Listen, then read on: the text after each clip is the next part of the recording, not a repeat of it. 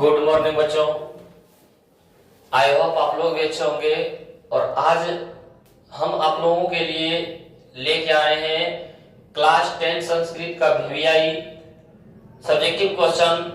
आप अभी तक संस्कृत में कुछ नहीं पढ़े हैं तो इस वीडियो में अंत तक बने रहें और इसमें बहुत ही सटीकता से और बहुत ही छोटा छोटा आंसर लेके आए हैं जो बिहार बोर्ड एग्जाम में बार बार क्वेश्चन पूछा जा रहा है। और हमारा 2025 का टारगेट है कि 450 से प्लस नंबर लाना है। तो आइए इस वीडियो के अंत तक बने रहें और देखते हैं हमारा सरल भाषा में कैसा क्वेश्चन रहेगा। सब्जेक्टिव में बहुत ही आसान तरीका से क्वेश्चन रहेगा और जो भी क्वेश्चन आज पढ़ाया जाएगा वो बिहार बोर्ड एग्जाम 2025 मैट्रिक का परीक्षा में पूछा जा रहा है और पूछेगा भी। तो आइए हम लोग क्वेश्चन देखते हैं। यहां पे बोला जा रहा है हमारे पास कि टारगेट क्लासेस, हम लोग का क्या है, टारगेट है 450 का। कितना का टारगेट है? 450 का टारगेट है। उस टारगेट को, उस नंबर को प्राप्त करना है। तो आइए हम लोग देखते हैं। वीवीआई सब्जेक्टिव संस्कृत का है। बोल रहा है आलस कथा का संदेश क्या है। आलस कथा का संदेश क्या है? तो हम लोग बोलेंगे आलस कथा का संदेश है कि आलस्यों का भरण पोषण दयावान व्यक्ति ही कर सकता है। ऑब्जेक्टिव में आएगा कि आलस्यों का भरण पोषण कौन करता है, तो दयावान पुरुष या तो साधु पुरुष। और लेकिन इतना भी आलसी नहीं होना चाहिए कि घर में आग लगने पर भी बाहर निकलने की इच्छा ही ना हो। हम लोग आलस कथा पाठ पढ़े थे तो उसमें 4 आलसी थे और आलसशाला में जब आग लग गया था तो उसी से शिक्षा मिलता है कि आलसियों को इतना भी आलसी ना होना चाहिए कि एक दिन अपना जीवन का खतरा बन जाए। तो आलस्यों का भरण पोषण कौन करता है, तो दयावान पुरुष। कौन करता है? दयावान पुरुष। तो वही यहाँ पे बताया गया है कि आलस कथा का संदेश है। आलस कथा से हमें यह सीख मिलता है, आलस कथा से हमें यह शिक्षा मिलता है कि आलस्यों का भरण पोषण दयावान व्यक्ति ही कर सकता है। क्योंकि आलस को भूख भी लगा रहेगा, वो काम करने के लिए तैयार नहीं होगा। तो उसका भरण पोषण कौन करता है? दयावान, जिसको दया आ जाता है, दयावान पुरुष ही कर सकता है। लेकिन इतना भी आलसी नहीं होना चाहिए, लेकिन इतना भी आलसी नहीं होना चाहिए कि घर में आग लगने पर भी बाहर निकलने की इच्छा ना हो। तो हम लोग का हो गया ना कि आलस कथा पाठ से हमें क्या संदेश मिलता है। तो हम लोग बोलेंगे आलस कथा पाठ से हमें संदेश यह मिलता है कि आलस्यों का जीवन किस पर निर्भर होता है? दयावान पुरुष पर निर्भर होता है। और आलस्यों को जो यहाँ पे बोला गया है कि इतना भी आलसी नहीं होना चाहिए कि घर में आग लगने पर भी बाहर निकलने की इच्छा ना हो। तो ये आप लोग समझ गए। इसी तरह छोटा छोटा आंसर और है। तो हम लोग आशा करते हैं कि आप लोग वीडियो के अंत तक जरूर बने रहेंगे और अपने दोस्तों के पास भी शेयर जरूर करें। और वीडियो अच्छा लगे तो लाइक और सब्सक्राइब जरूर करें। अगला क्वेश्चन की ओर बढ़ते हैं। अगला क्वेश्चन है हमारे पास कि मंगलम पाठ का 5 वाक्य में वर्णन करें। ये हमारा क्लास 10 संस्कृत का पहला चैप्टर है मंगलम। उसको बोल रहा है 5 वाक्यों में लिखें। तो हम लोग देखते हैं कि इस पाठ में आत्मा तथा परमात्मा का स्वरूप का वर्णन है। मंगलम पाठ में किसका वर्णन है? जैसे अभी हम लोग आलस कथा वाला पढ़े थे तो आलस्यों का वर्णन था। मंगलम पाठ में हम लोग किसका वर्णन पढ़ रहे हैं? तो मंगलम पाठ में हम लोग आत्मा तथा परमात्मा का स्वरूप का वर्णन है। आत्मा तथा परमात्मा का स्वरूप का वर्णन है। ईश्वर की प्राप्ति कैसे होती है? महान लोग अपने आप को छोटा और दूसरे को श्रेष्ठ समझते हैं।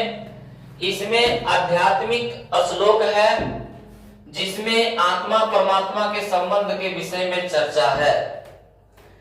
तो मंगलम पाठ में हम लोग क्या बोलेंगे? मंगलम पाठ में बोलेंगे कि इस पाठ में आत्मा और परमात्मा का स्वरूप का वर्णन है, कि किस प्रकार आत्मा परमात्मा में लीन हो जाता है, उसके स्वरूप का वर्णन किया गया है, और ईश्वर की प्राप्ति कैसे होती है।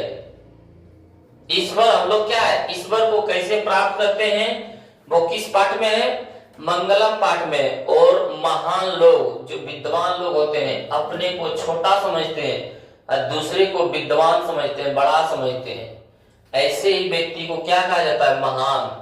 तो 21 पाठ में बताया गया मंगलम पाठ में, वही बोल रहा है महान लोग अपने को छोटा और दूसरे को श्रेष्ठ समझते हैं। और इसमें किसका श्लोक है, आध्यात्मिक श्लोक है। इसमें आध्यात्मिक श्लोक है जिसमें आत्मा परमात्मा के संबंध के विषय में चर्चा है। आत्मा और परमात्मा के संबंध के विषय में क्या किया गया है, चर्चा किया गया है। क्यों? क्योंकि बोल रहा आत्मा और परमात्मा का स्वरूप का वर्णन है, तो आत्मा परमात्मा के संबंध के विषय में भी चर्चा होगा। तो ये हम लोग क्या है, 5 वाक्य में मंगलम पाठ को हम लोग खत्म कर देंगे। तो बढ़ते हम लोग अगले क्वेश्चन की ओर। अगला क्वेश्चन है हम लोग के पास कि नदियां समुद्र में कैसे मिलती है। नदियां समुद्र में कैसे मिलती है, तो बोल रहा है कि नदियां अपने नाम और रूप को त्याग कर समुद्र में एक हो जाती है। नदी का पानी समुद्र में मिलती है, और आप बता सकते हैं कि कौन नदी का पानी और कौन समुद्र का पानी है, नहीं बता सकते हैं। तो वही बोला जा रहा है कि नदियां समुद्र में कैसे मिलती है। तो जब नदी का पानी समुद्र में मिलने लगती है तो अपना नाम त्याग देता है कि हम नदी का पानी नहीं है, एक जैसा हो जाता है, दोनों एक दूसरे में लीन हो जाता है। तो वही बोला जा रहा है कि नदियां अपने नाम और रूप को त्याग कर समुद्र में एक हो जाती है, यानी अपने अहमता को त्यागते हैं, अपने अहंकार को त्याग देते हैं, उसके अंदर जो गुरूर है उसको त्याग देते हैं। इसी तरह महान लोग किसको प्राप्त कर लेता है, परमात्मा को प्राप्त कर लेता है। बोल देगा कि महान लोग भगवान को या तो परमात्मा को कैसे प्राप्त कर लेते हैं, तो हम लोग बोलेंगे जिस प्रकार नदियां अपना नाम और रूप को त्याग कर समुद्र में मिल जाती है, उसी प्रकार मनुष्य भी अपने नाम और स्वरूप को त्याग कर, विद्वान लोग, महान लोग क्या है कि अपने नाम और रूप को त्याग कर ईश्वर में लीन हो जाते हैं, परमात्मा में मिल जाते हैं। तो हम लोग क्या बोलेंगे कि नदियां, ऑब्जेक्टिव में पूछ देगा नदियां किसको त्याग कर समुद्र में मिल जाती है, तो नाम और रूप को, नाम और रूप को क्या करके त्याग करके समुद्र में मिल जाती है। हम लोग अगला क्वेश्चन देखते हैं कि प्राचीन काल से ही पाटलिपुत्र कैसे नगर के रूप में प्रसिद्ध है। प्राचीन काल से ही जो पटना है, बिहार की राजधानी पटना, वो किस रूप में प्रसिद्ध है, तो प्राचीन भारतीय नगरों में यह गंगा के किनारे अद्भुत महानगर है। ये जो पटना है वो किसके किनारे बसा हुआ है, तो गंगा नदी के किनारे। किस नदी के किनारे, गंगा नदी के किनारे। ये पटना है हमारा और ये हमारा गंगा नदी है। ये क्या है, गंगा नदी है। तो ये गंगा नदी पटना के किस दिशा में है, उत्तर दिशा में। किस दिशा में है, और गंगा नदी पटना के किस दिशा में है, दक्षिण दिशा में। किस दिशा में, दक्षिण दिशा में। तो ऑब्जेक्टिव में भी पूछ देता है कि गंगा जो है पटना के किस दिशा में है, तो गंगा नदी जो है पटना के उत्तर दिशा में है। या तो पूछ देगा पटना जो है गंगा के किस दिशा में है, तो दक्षिण दिशा में है। तो हम लोग यहाँ पे बोला जा रहा है प्राचीन भारतीय नगरों में यह गंगा के किनारे मतलब अद्भुत महानगर है। ये क्या है, महानगर है। दामोदर गुप्त ने कहा है यह पृथ्वी का मुकुटमणि है। पटना जो है पृथ्वी का तिलक है, मुकुटमणि है। ये किसने कहा है? दामोदर गुप्त ने। ऑब्जेक्टिव में पूछ देगा कि पृथ्वी का तिलक क्या मतलब कौन सा नगर है? महानगर है तो पटना है। ये किसने कहा है? दामोदर गुप्त ने। पृथ्वी का मुकुटमणि है और विद्वान की वास स्थल है। अधिक से अधिक पाणिनि, पिंगल, अधिक से अधिक विद्वान कहां से विद्या पढ़ के मतलब विद्वान हुए हैं? तो ये हमारे पटना की धरती पर ही। तो इसीलिए बोला विद्वानों की वास स्थल है, यह स्वर्ग के समान है। पटना जो है किसके समान है? स्वर्ग के समान है। तो हमारे पास क्वेश्चन क्या था कि प्राचीन काल से ही पाटलिपुत्र कैसे नगर के रूप में प्रसिद्ध है? तो कैसे नगर के रूप में प्रसिद्ध है? तो ये मुकुटमणि है, ये विद्वानों का स्थल है और स्वर्ग के समान है। इस रूप में क्या है? प्रसिद्ध है। हम लोग बता सकते हैं ना। वही बोला जा रहा है कि प्राचीन भारतीय नगरों में यह गंगा के किनारे अद्भुत महानगर है और दामोदर गुप्त ने इसे क्या? इसे पृथ्वी का मुकुटमणि है, मुकुटमणि कहा है। और यहाँ पे विद्वानों का वास स्थल है और यह स्वर्ग के समान है। तो आप लोग ये समझ गए होंगे। तो हम लोग बढ़ते हैं अगले क्वेश्चन में। प्राचीन काल से ही पाटलिपुत्र कैसे, ये तो अभी बताइए किए थे ना। अगला क्वेश्चन देखते हैं। अथर्ववेद में किन 5 मंत्र दर्शनवती ऋषिकाओं का उल्लेख है? क्या बोला जा रहा है हमारे पास कि अथर्ववेद में किन 5 मंत्र दर्शनवती ऋषिकाओं का उल्लेख है? तो हम लोग बोलेंगे कि अथर्ववेद में पंच ऋषि पत्नियों के दर्शन करने की जानकारी मिलती है। पंच ऋषि पत्नियों की दर्शन करने की जानकारी मिलती है, जिसमें यमी है, उपाला है, उर्वशी है, इंद्राणी है और वाग्मृणी का नाम आया है। तो 5 मंत्र दर्शनवती ऋषिकाओं क्या कौन है? तो हम लोग पहले बोलेंगे यमी। ऋषिकाओं कौन कौन है? यमी, उपमा, क्या है? यमी, उपमा, उर्वशी, इंद्राणी, वाग्मृणी। पहला हम लोग बोलेंगे यमी, दूसरा में उपमा, तीसरा में उर्वशी, तीसरा में इंद्राणी और चौथा 5वां में क्या बोलेंगे? वाग्मृणी। ये 5 मंत्र दर्शनवती ऋषिकाओं का क्या है? उल्लेख है। किसमें? तो अथर्ववेद में। किसमें? अथर्ववेद में। हम लोग बोलेंगे अथर्ववेद में 5 ऋषि पत्नी के दर्शन करने की जानकारी मिलती है। तो 5 ऋषि पत्नी कौन कौन है? तो पहला है उपमा, दूसरा में है उपाला, तीसरा में है उर्वशी, चौथा में है इंद्राणी और 5वां में है वाग्मृणी। कौन है? वाग्मृणी का वर्णन किया गया है, नाम आया है। तो हम लोग बढ़ते हैं अगले क्वेश्चन की ओर। बोला पंडित छमाराव की प्रमुख कृतियों के नाम लिखे। पंडित छमाराव के बारे में बताया जा रहा है। तो हम लोग देखेंगे कि बोला जा रहा है कि पंडित छमाराव की प्रमुख कृतियां निम्न है। पंडित छमाराव की प्रमुख कृतियां क्या है? निम्न है। पहला है शंकर चरित्रम।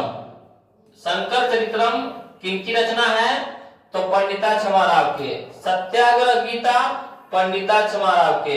मीरा लहरी पंडिता छमाराव के। ये सब किनकी रचना है? कृतियां पंडिता छमाराव। कथा मुक्तावली किनका है? पंडिता छमाराव के। विचित्र परिषद यात्रा भी क्या है? पंडिता छमाराव के।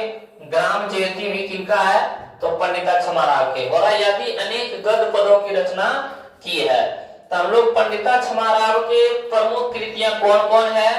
तो हम लोग प्रमुख कृतियां याद रखेंगे। शंकर चरित्रम, पहला शंकर चरित्रम, पहला शंकर चरित्रम। क्या बोलेंगे? शंकर चरित्रम। दूसरा में सत्याग्रह गीता, सत्याग्रह गीता पहला में, शंकर चरित्रम पहला में। शंकर चरित्रम, दूसरा में सत्याग्रह गीता, सत्याग्रह गीता, तीसरा में मीरा लहरी, तीसरा में क्या बोलेंगे, मीरा लहरी।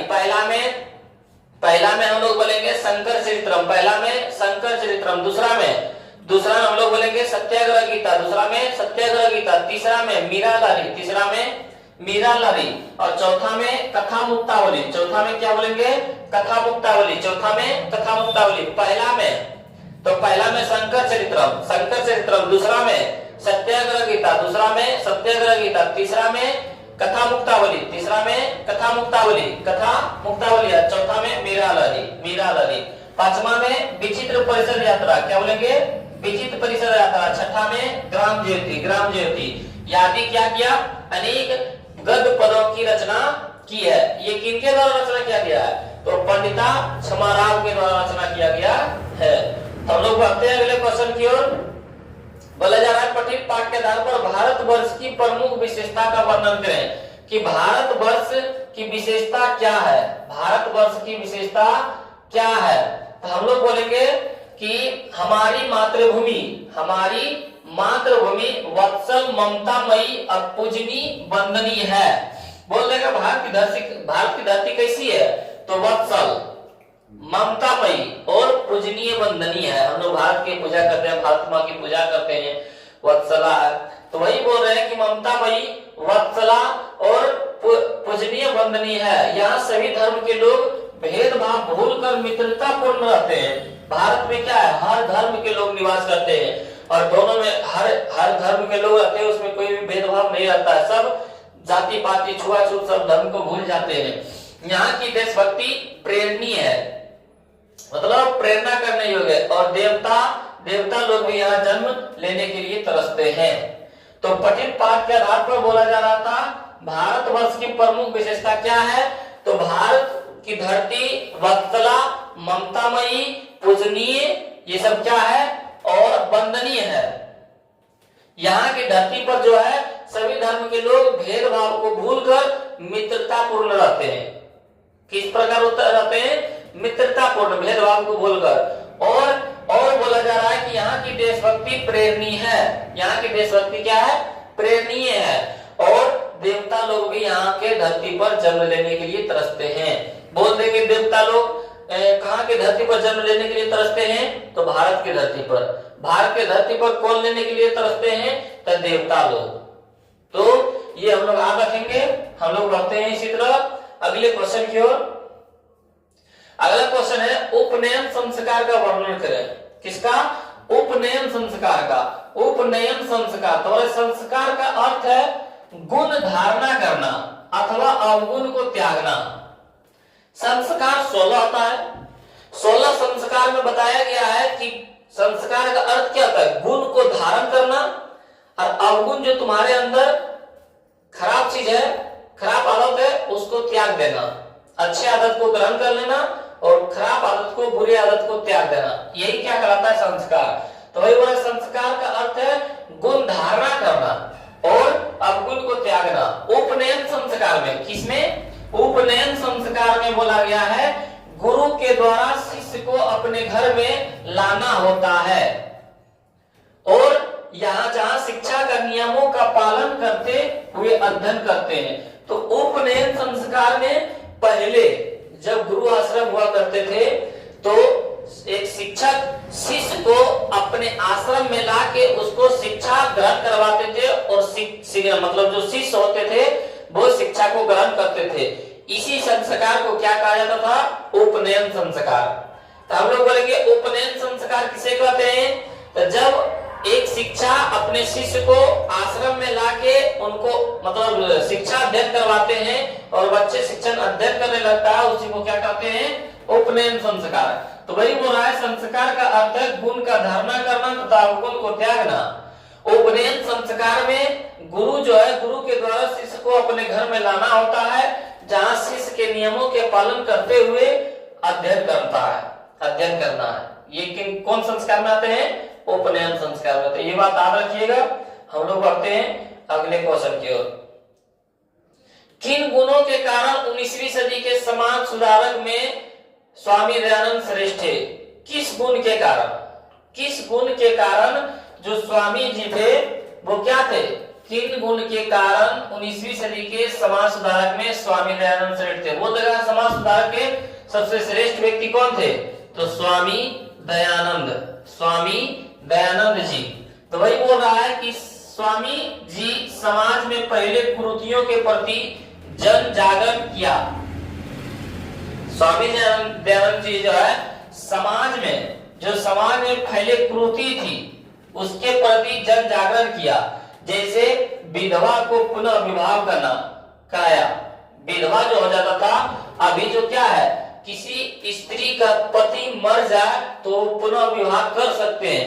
किनका देन है, स्वामी दयानंद जी का। पहले जो विधवा थी वो विवाह नहीं कर सकती थी। ये वही बोला कि विधवा को पुनः विवाह कराया। स्त्री के लिए विद्यालय खोला। स्त्री के लिए क्या है, विद्यालय खोला। उस समय स्त्री की शिक्षा ग्रहण करने की अनुमति नहीं थी। ब्रह्मवाद तथा मूर्ति पूजा का विरोध किया। मूर्ति पूजा का विरोध किसने किया, स्वामी दयानंद जी ने। क्योंकि स्वामी दयानंद जी को मानना था, एक दिन उसमें उनके घर किसके उपासक थे, शंकर भगवान के, मतलब किनके पुजारी थे, तो शंकर जी के। और शिवरात्रि दिन था और उस दिन मतलब इनके घर में पूजा हो रहे थे। तो जो प्रसाद चढ़ाया गया था तो वो प्रसाद को देखा रात्रि में स्वामी दयानंद जी ने कि कोई मूसक चूहा खा रहा था। तो जिनके कारण इनके मन में उत्पन्न हुआ कि भगवान मूर्ति में भगवान नहीं होता है। यदि मूर्ति में भगवान होता तो वो अपने प्रसाद को खाने नहीं देता। उस दिन से क्या है, मतलब मूर्ति के विरोधी हो गए। तो वही बोल रहा है, ब्रह्मवाद तथा मूर्ति पूजा का विरोधी किया और धार्मिक दिखावों पर रोक लगाई। धार्मिक, ये हम मतलब ये धर्म कर रहे हैं, मतलब दिखावा करना, ये सब क्या है, बेकार है। उस पर रोक लगाया। समाज सुधार के लिए पंडितों से शास्त्र चर्चा करवाया। इनके गुणों के कारण समाज सुधारकों में स्वामी दयानंद जी क्या है, श्रेष्ठ थे। कब श्रेष्ठ थे, 19वीं शताब्दी में। तो किन कारणों से, तो हम लोग किन कारणों से बोलेंगे, तो हम लोग बोलेंगे कि स्वामी दयानंद जी समाज में पहले कुरीतियों के प्रति क्या किया, जन जागरण किया। उसके प्रति कि जो विधवा थी उनका पुनः विवाह करवाया। दूसरा में महिलाओं के प्रति मतलब विद्यालय खोला, स्त्रियों के लिए विद्यालय खोला। ब्राह्मणवाद तथा मूर्ति पूजा का विरोध किया। ये सब क्या किया, विरोध किया। और धार्मिक दिखावों पर रोक लगाई कि हम दिखावा कर रहे हैं, उस पर रोक लगाया। समाज सुधार के लिए पंडितों से शास्त्र चर्चा भी करवाए थे कि समाज सुधर जाए। उससे पंडितों से क्या किए, शास्त्र का चर्चा भी किए थे। इन्हीं गुण के कारण समाज सुधारकों में स्वामी जी क्या थे, श्रेष्ठ थे। ये भी आप लोग समझ गए होंगे। तो हम लोग बढ़ते हैं अगले क्वेश्चन की ओर। अगला क्वेश्चन है, मंदाकिनी का कैसा जल श्री रामचंद्र के मन को आकर्षित कर रहा है। मंदाकिनी वर्णम पाठ से ये क्वेश्चन लिया गया है।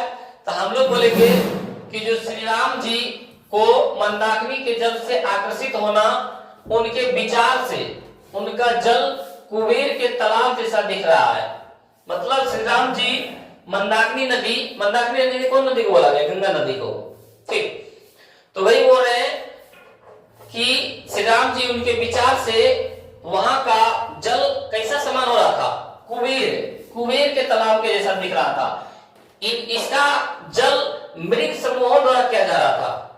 इसका जो जल था, मृग मतलब क्या था, हिरण। क्या था है, हिरण को। वही बोल रहा है कि हिरण समूह द्वारा किया जाता है। तो हम लोग क्या बोलेंगे कि मंदाकिनी का कैसा जल श्री राम जी के मन को आकर्षित कर रहा है। तो कैसा जल, जो जल कुबेर के तालाब के जैसा समान था। उनके विचारों से कैसा समान हो गया था, मतलब श्री राम जी के मंदाकिनी के जल से आकर्षित होना, उनके विचार से इनका जल, मंदाकिनी का जल किनके समान हो गया, कुबेर के तालाब जैसा दिख रहा था, कुबेर के तालाब जैसा। और मंदाकिनी का जल का पानी कौन पीता था, तो मृग समूह के द्वारा। तो बोल देगा मंदाकिनी का जल कैसे कलुषित हो गया, गंदा कैसे हो गया, तो मृग को पीने से, हिरण के झुंडों को पीने से। ये भी समझ गए होंगे। तो हम लोग देखते हैं अगला क्वेश्चन। शक्र ने कर्ण से कौन सी बड़ी भिक्षा मांगी तथा क्यों। हम लोग क्या बोलेंगे, शक्र ने शक्र मतलब इंद्र जी। बोल देगा शक्र किनका नाम था, तो इंद्र का। किनका नाम था, इंद्र जी के। तो बोल रहा है कि इंद्र ने कर्ण से कौन सी बड़ी भिक्षा मांगी थी, तो कौन सी बड़ी भिक्षा मांगी थी, ऑब्जेक्टिव में पूछ देगा, कवच और कुंडल। कवच और कुंडल, कवच और कुंडल मांगा। और क्यों, तो बोल रहा है शक्र ने कर्ण से कोई भिक्षा मांगे नहीं, उसके मन में योग्य भिक्षा देने का माहौल बनाती है। वो कोई भिक्षा नहीं मांगते हैं, लेकिन जैसे ही मतलब उनके दरवाजे पर गए, कर्ण के दरवाजे पर, तो वो भिक्षा मांगने के लिए अनुरोध किए।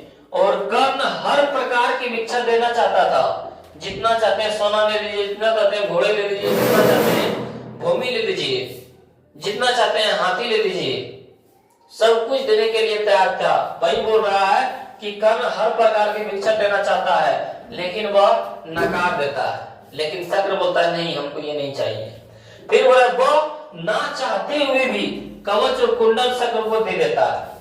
कर्ण जान गए कि ये हमारा लास्ट है, कवच और कुंडल यही मतलब लेना चाहता है, तो ना चाहते हुए भी क्या है, कवच और कुंडल शक्र को दे देता है, जिससे युद्ध स्थल में उनकी मृत्यु हो जाती है। और क्यों लेना चाहता था, क्योंकि ये जो कर्ण है, ये जो कर्ण है किनकी ओर से लड़ रहे थे, पांडव की ओर से। किनकी ओर से, पांडव की ओर से लड़ रहे थे। और ये जो शक्र है, ये इनका पुत्र कौन था, मैं क्या बोलता है, पांडव। इन पांडव में कौन था, ये पांडव था, ये पांडवों की तरफ से लड़ रहे थे। सॉरी, ये कौरव की ओर से लड़ रहे थे। ये जो कर्ण है, ये जो कर्ण है, वो किनके ओर से लड़ रहे थे, कौरवों की ओर से। किनके ओर से, कौरवों की ओर से लड़ रहे थे। और ये शक्र जो है पांडव, किनकी ओर से, पांडव की ओर से।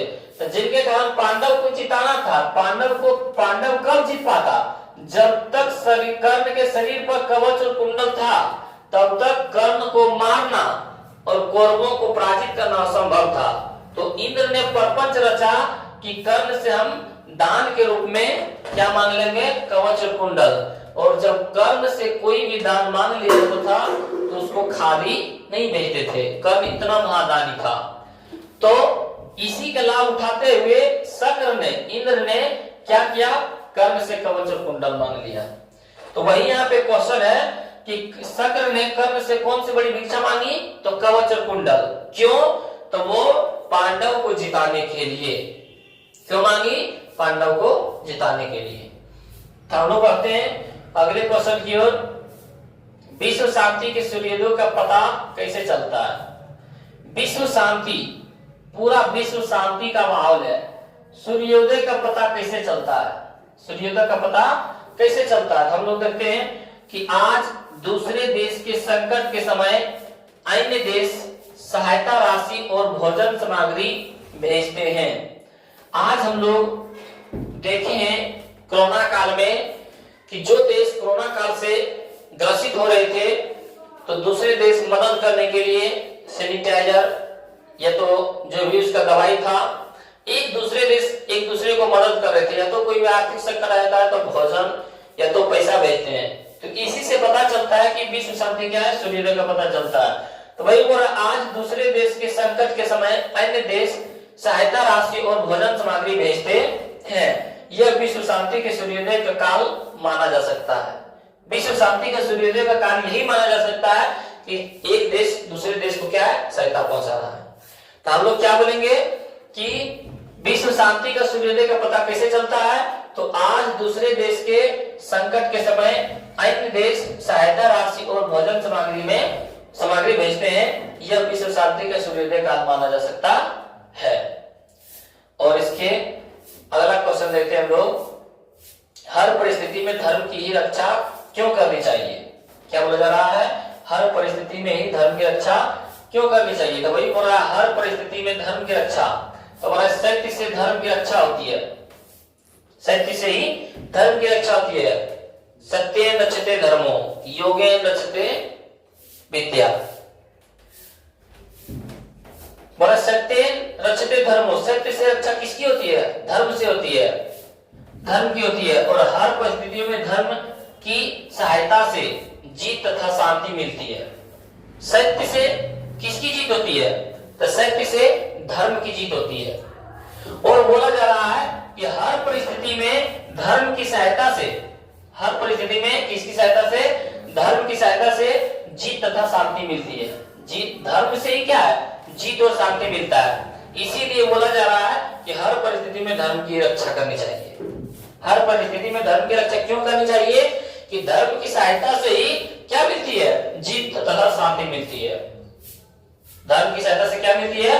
हमेशा जीत तथा शांति मिलती है। इसीलिए हमेशा हर परिस्थिति में धर्म की रक्षा करनी चाहिए। इसके आगे क्वेश्चन देते हैं कि बाघ ने स्वयं को अहिंसक सिद्ध करने के लिए क्या तर्क दिया? बाघ ने अहिंसक बताया, जो कि होता है हिंसक जीव। हिंसक जीव किसको बोलते हैं? जो मतलब मांसाहारी होता है, जो मार डालता है, उसको बोलते हैं हिंसक जीव। जो मार का पहुंचाते भरोसा रखता है। तो बाघ जो क्या है? ये तो है ये मांसाहारी। तो वही बोल रहा है ये अहिंसक सिद्ध कर दिया कि हम वो सब नहीं करते हैं जो मनुष्यों को मारते थे, वो सब काम हम नहीं करते। कैसे सिद्ध किया? तो बाघ और हिंसक सिद्ध करने के लिए बाघ ने हिंसक सिद्ध करने के लिए तर्क दिया कि मैं क्या बेडशीट हो गया हूं, मैं बूढ़ा हो गया हूं। क्या यहाँ पे होगा? मैं बूढ़ा हो गया हूं। लिखा था कि वंशहीन भी है तो बूढ़ा भी। यहाँ पे हम लोग बोल सकते हैं वंशहीन या तो बूढ़ा हो गया हूं। दोनों में से कुछ भी बोल सकते हो, कोई दिक्कत नहीं है। वंशहीन। तो हम लोग यहां से बोल सकता हूं कि बाघ ने हिंसक सिद्ध करने के लिए तर्क दिया कि मैं वंशहीन हो गया हूं। मतलब न तो मेरा बेटा है, न तो पत्नी है, न कोई भी नहीं है। और मेरा नख और दांत भी गल गए। पाप कम करने के लिए गरीबों को दान देता हूं। एक पथिक थे, उस पथिक ने बाघ के हाथ में देखा सोने का कंगन, तो वो लेने के लोभ में पड़ गए। तो पथिक ने पूछा कि आप तो बाघ हैं, आप यदि हम आपके पास जाते हैं तो आप तो मार डालिएगा पकड़ के। तो बाघ ने बोला नहीं, वो सब काम हम छोड़ दिए। क्यों? क्योंकि मैं जवानी में बड़ा दुराचारी था। अनेक गाड़ियां वो मनुष्यों को मार डालते थे, जिनके कारण हम पर श्राप लग गया और मेरा पत्नी और पुत्र सब मर गए, जिनके कारण मैं क्या हो गया? वंशहीन हो गया हूं। मैं क्या हो गया हूं? वंशहीन हो गया। और मेरा देखिए नख और दांत भी गल चुका है, बूढ़ा हो गया हूं। तो हम कैसे मतलब पकड़ के मार डालेंगे? मेरा नख और दांत भी क्या है? गल चुका है और मैं वंशहीन हो गया हूं। तो पाप कम करने के लिए क्या बोलेंगे? पाप कम करने के लिए गरीबों को दान देता हूं, जिससे मेरा पाप कम हो जाए, मेरा पाप धुल जाए। जो हम लोग इसीलिए हम लोग क्या करते हैं? गरीबों को दान देते हैं। तो आप सोने का कंगन लीजिए, इससे क्या है? हिंसक सिद्ध कर लेता है। इस बात को बाघ में देखो, बाघ में कितना चतुराई है। बाघ ने भी हिंसक सिद्ध करने के लिए ये सब बता रहे हैं कि हम नहीं, ये सब कुछ काम छोड़ दिए हैं। हम अब पाप, मेरा जो मेरे ऊपर पाप चढ़ा है, उस पाप को सिर्फ क्या कर रहे हैं? मतलब धो रहे हैं। इसलिए आप गरीबों को दान दे रहे हैं।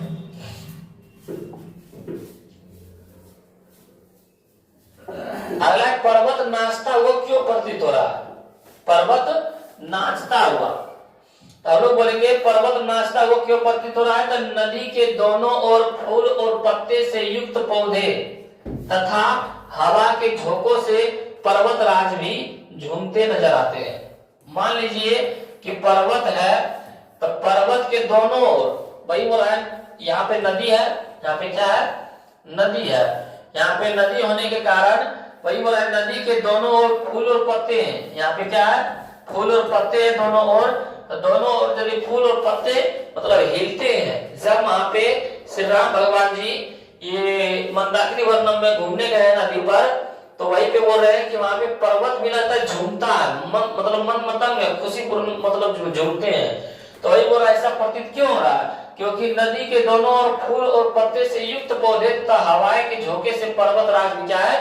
मतलब उसमें जो फूल पत्ती जितने भी पेड़ पौधे हैं, हवा के झोंके से झूलते हुए प्रतीत होता है। इसी कारण लगता है कि वहां के पर्वत भी क्या है? झूम रहे हैं। तब क्या बोलेंगे कि नदी के दोनों ओर फूल और पत्तों से युक्त पौधे तथा हवा के झोंके से पर्वतराज भी झूमते नजर आते हैं। पर्वतराज भी झूमते नजर आते हैं। तो किनके झोंके से? हवा के झोंके से, क्योंकि नदी के किनारे क्या है? दोनों ओर फूल और पत्ते से मतलब युक्त पौधे हैं। अगला क्वेश्चन है हम लोग के पास, मूल शंकर में वैराग्य भाव कब उत्पन्न हुआ? मूल शंकर को ही क्या कहते हैं? स्वामी दयानंद जी। स्वामी दयानंद जी का बचपन का नाम क्या था? मूल शंकर। पता है ना अभी स्वामी दयानंद जी के बारे में, जो समाज के सुधारक थे। तो वही बोल रहे हैं कि मूल शंकर, बोल देगा कि मूल शंकर किसका बचपन का नाम है? स्वामी दयानंद जी का। मूल शंकर ने देखा कि शिव पर चढ़ाए गए प्रसाद को मूसा और चींटी खा रहे हैं। बोल रहा है कि मूल शंकर में वैराग्य भाव कब उत्पन्न हुआ? और मतलब साधु संत में कब मतलब उसका मन करने लगा कि जाते हैं तीर्थ में ही रहेंगे, उधर ही रहेंगे। तो उनके घर बोल देगा कि स्वामी दयानंद जी, या तो मूल शंकर के परिवार किनके उपासक थे? शिव जी के। और एक दिन रात्रि जागरण हो रहा था, तो वही बोल रहा है मतलब शिव जी के पूजा रहते थे। तो मूल शंकर ने देखा कि शिव पर चढ़ाए गए प्रसाद को मूसा मतलब चूहा होता है, चूहा और चींटी खा रहे थे। यह देखकर उनके मन में वैराग्य उत्पन्न हो गया। उसने सोचा कि जो शिव पर चढ़ाया गया प्रसाद है वो अपना देख रेख नहीं कर पाते हैं, तो इसमें भगवान नहीं है। उस दिन से इनके मन में क्या उत्पन्न हो गया? वैराग्य भाव उत्पन्न हो गया। हम लोग देखते हैं अगला क्वेश्चन, इस संसार में कैसे लोग सुलभ और कैसे लोग दुर्लभ है? मतलब कौन लोग सुलभ होते हैं और कौन लोग दुर्लभ होते हैं? तो बोला है संसार में प्रिय, औसत्य, वक्ता और श्रोता सुलभ है। प्रिय बोलने वाले लोग, प्रिय बोलने वाले, सुलभ मतलब जो आसानी से मिल जाते हैं। सुलभ यानी जो आसानी से मिलते हैं। दुर्लभ मतलब जो कठिनाई से मिलते हैं, जो कठिनाई से मिलते हैं। तो बोला जो लोग प्रिय बोलते हैं, संसार में जो प्रिय बोलते हैं, जो औसत्य बोलते हैं, वक्ता और श्रोता, जो प्रिय बोलते हैं, मीठी मीठी बातें बोलते हैं, जो औसत्य बोलते हैं मतलब जो वक्ता मतलब बोलने वाला, श्रोता मतलब सुनने वाला, ये सब सुलभ से मिल जाते हैं, बहुत ही आसान से मिल जाएंगे।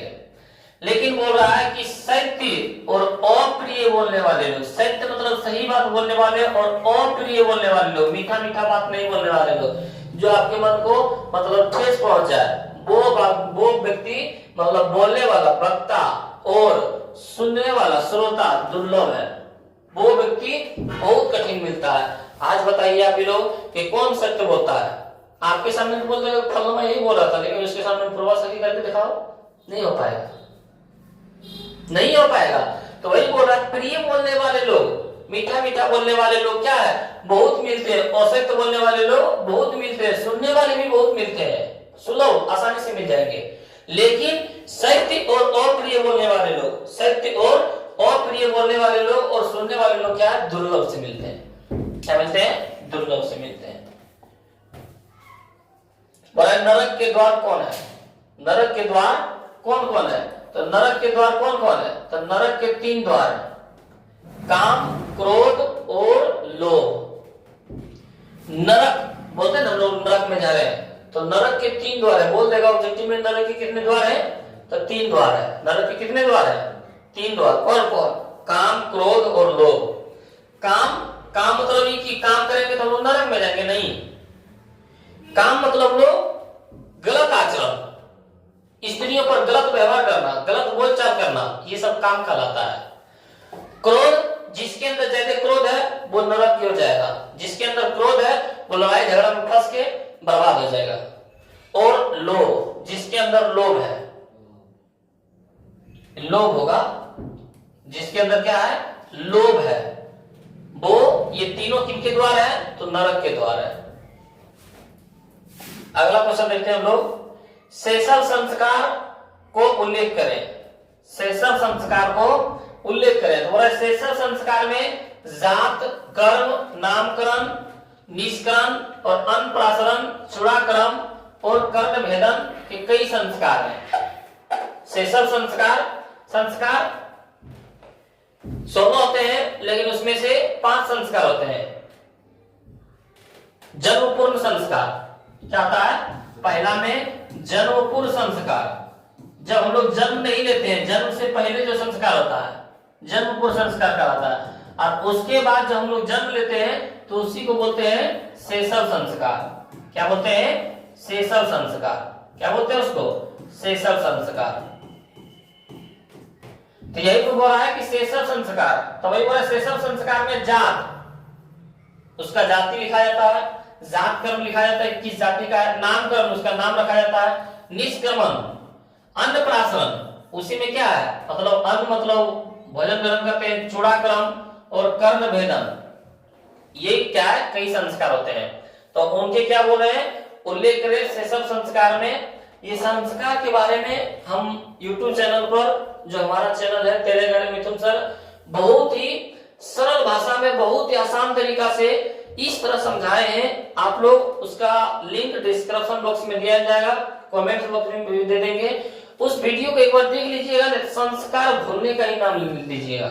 उससे जितना भी ऑब्जेक्टिव सब्जेक्टिव है पूरा सिर्फ वीडियो को देखने के बाद पूरा अंत तक मतलब उसको समझ में आ जाएगा।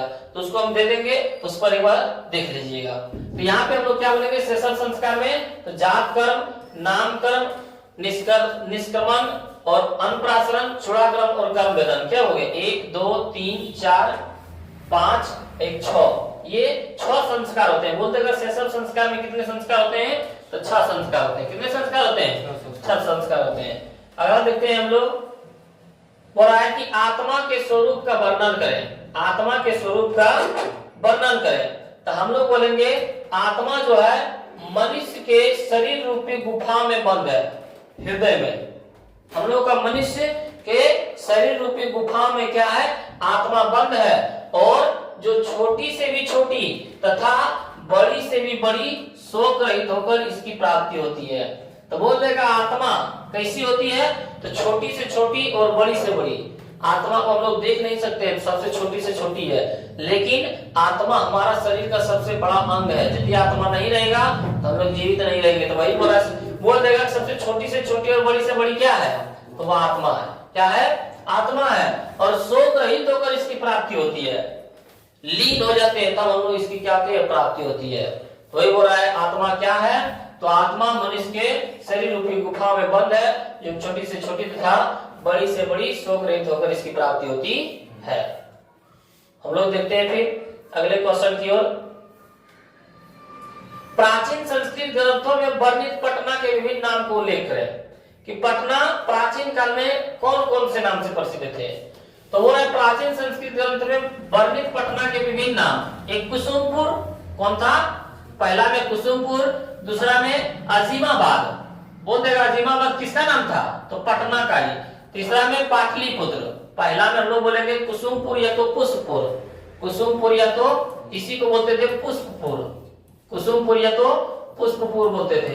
दूसरा में अजीमाबाद, तीसरा में पाटलिपुत्र, चौथा में वो पुष्पपुरी है, ये तो पुष्पवती, पुष्पवती या तो पालिन व्रत, पालिन व्रत को पालिन व्रत, ये क्या है? पालिन व्रत है।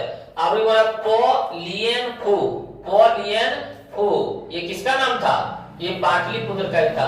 और श्रीनगर भी किसको कहा जाता था? पटना को ही कहा जाता था। तो पटना का प्राचीन संस्कृत ग्रंथों में वर्णित पटना के विभिन्न नाम कौन कौन से हैं? तो कुसुमपुर या तो पुष्पपुर, अजीमाबाद, पाटलिपुत्र, पुष्पपुरी या तो पुष्पवती या तो पालिन व्रत या तो पोलियनपु और श्रीनगर, ये क्या था? पटना का प्राचीन नाम था।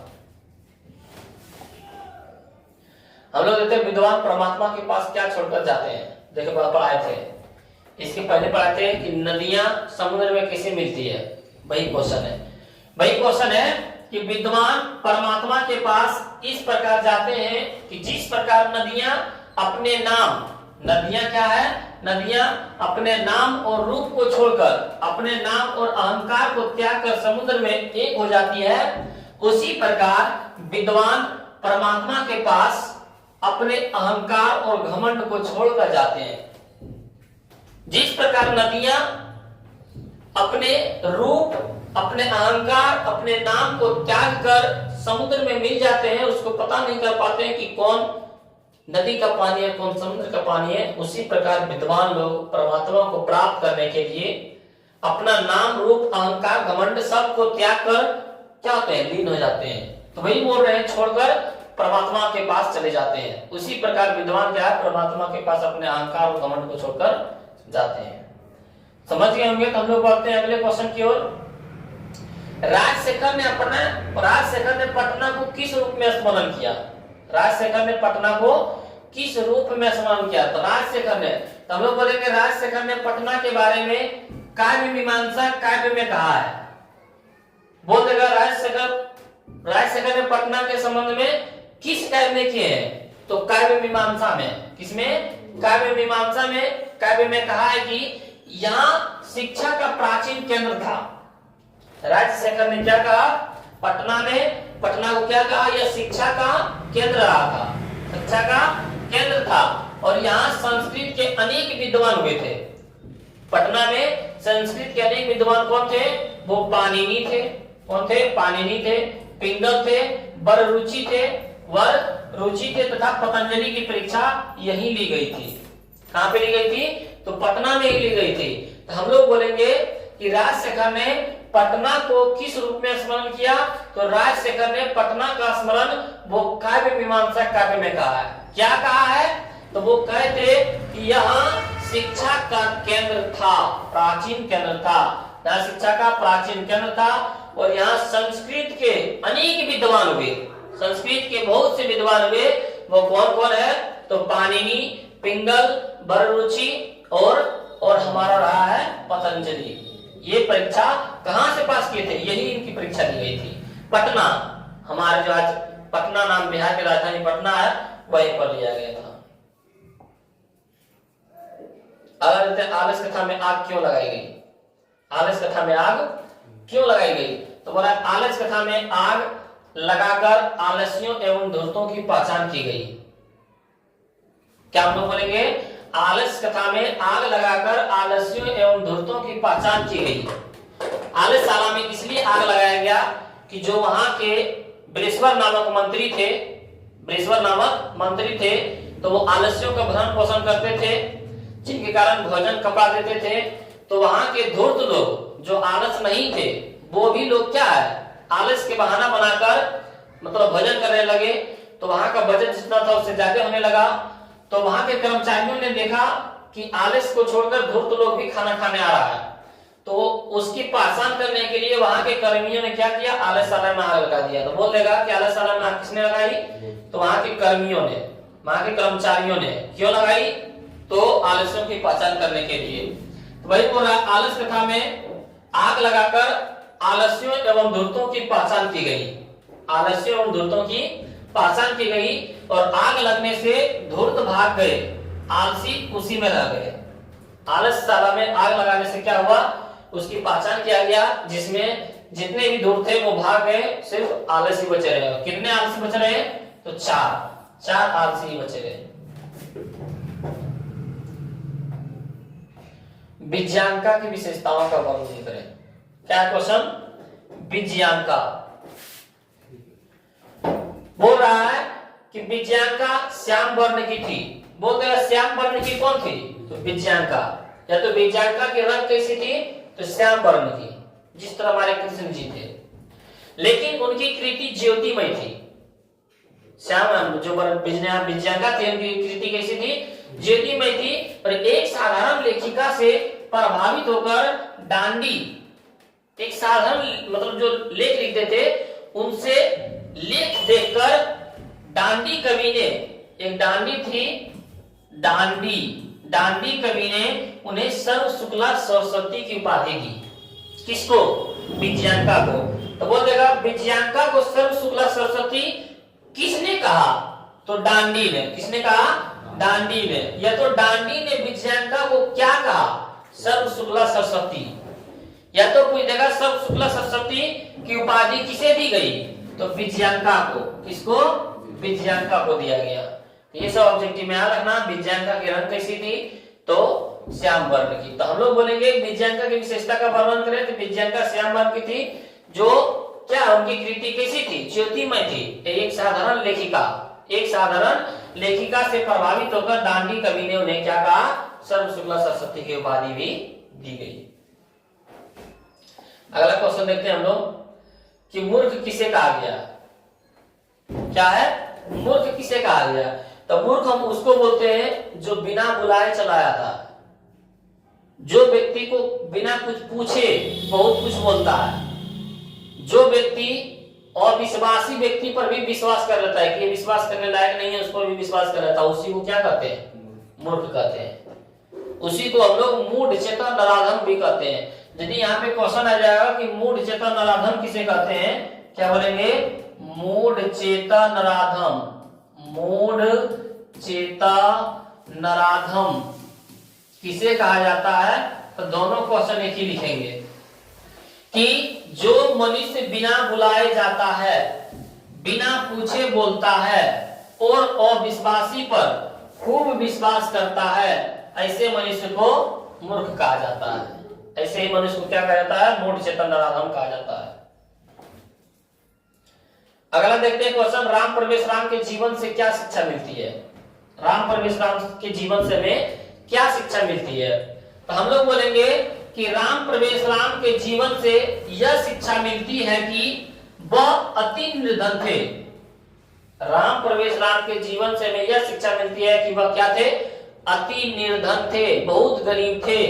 उनका गांव दुर्गम क्षेत्र में बसा हुआ था, नहीं तो आने जाने का अच्छा जगह, नहीं तो और साधारण मतलब, न तो बाजार, न तो इस दुर्गम जगह पर, दुर्गम क्षेत्र में बसा हुआ था। वह एक झोपड़ी में रहते थे, फिर भी एक शिक्षक की प्रेरणा से भी प्रभावित होकर केंद्रीय लोक सेवा परीक्षा में प्रथम स्थान प्राप्त किया।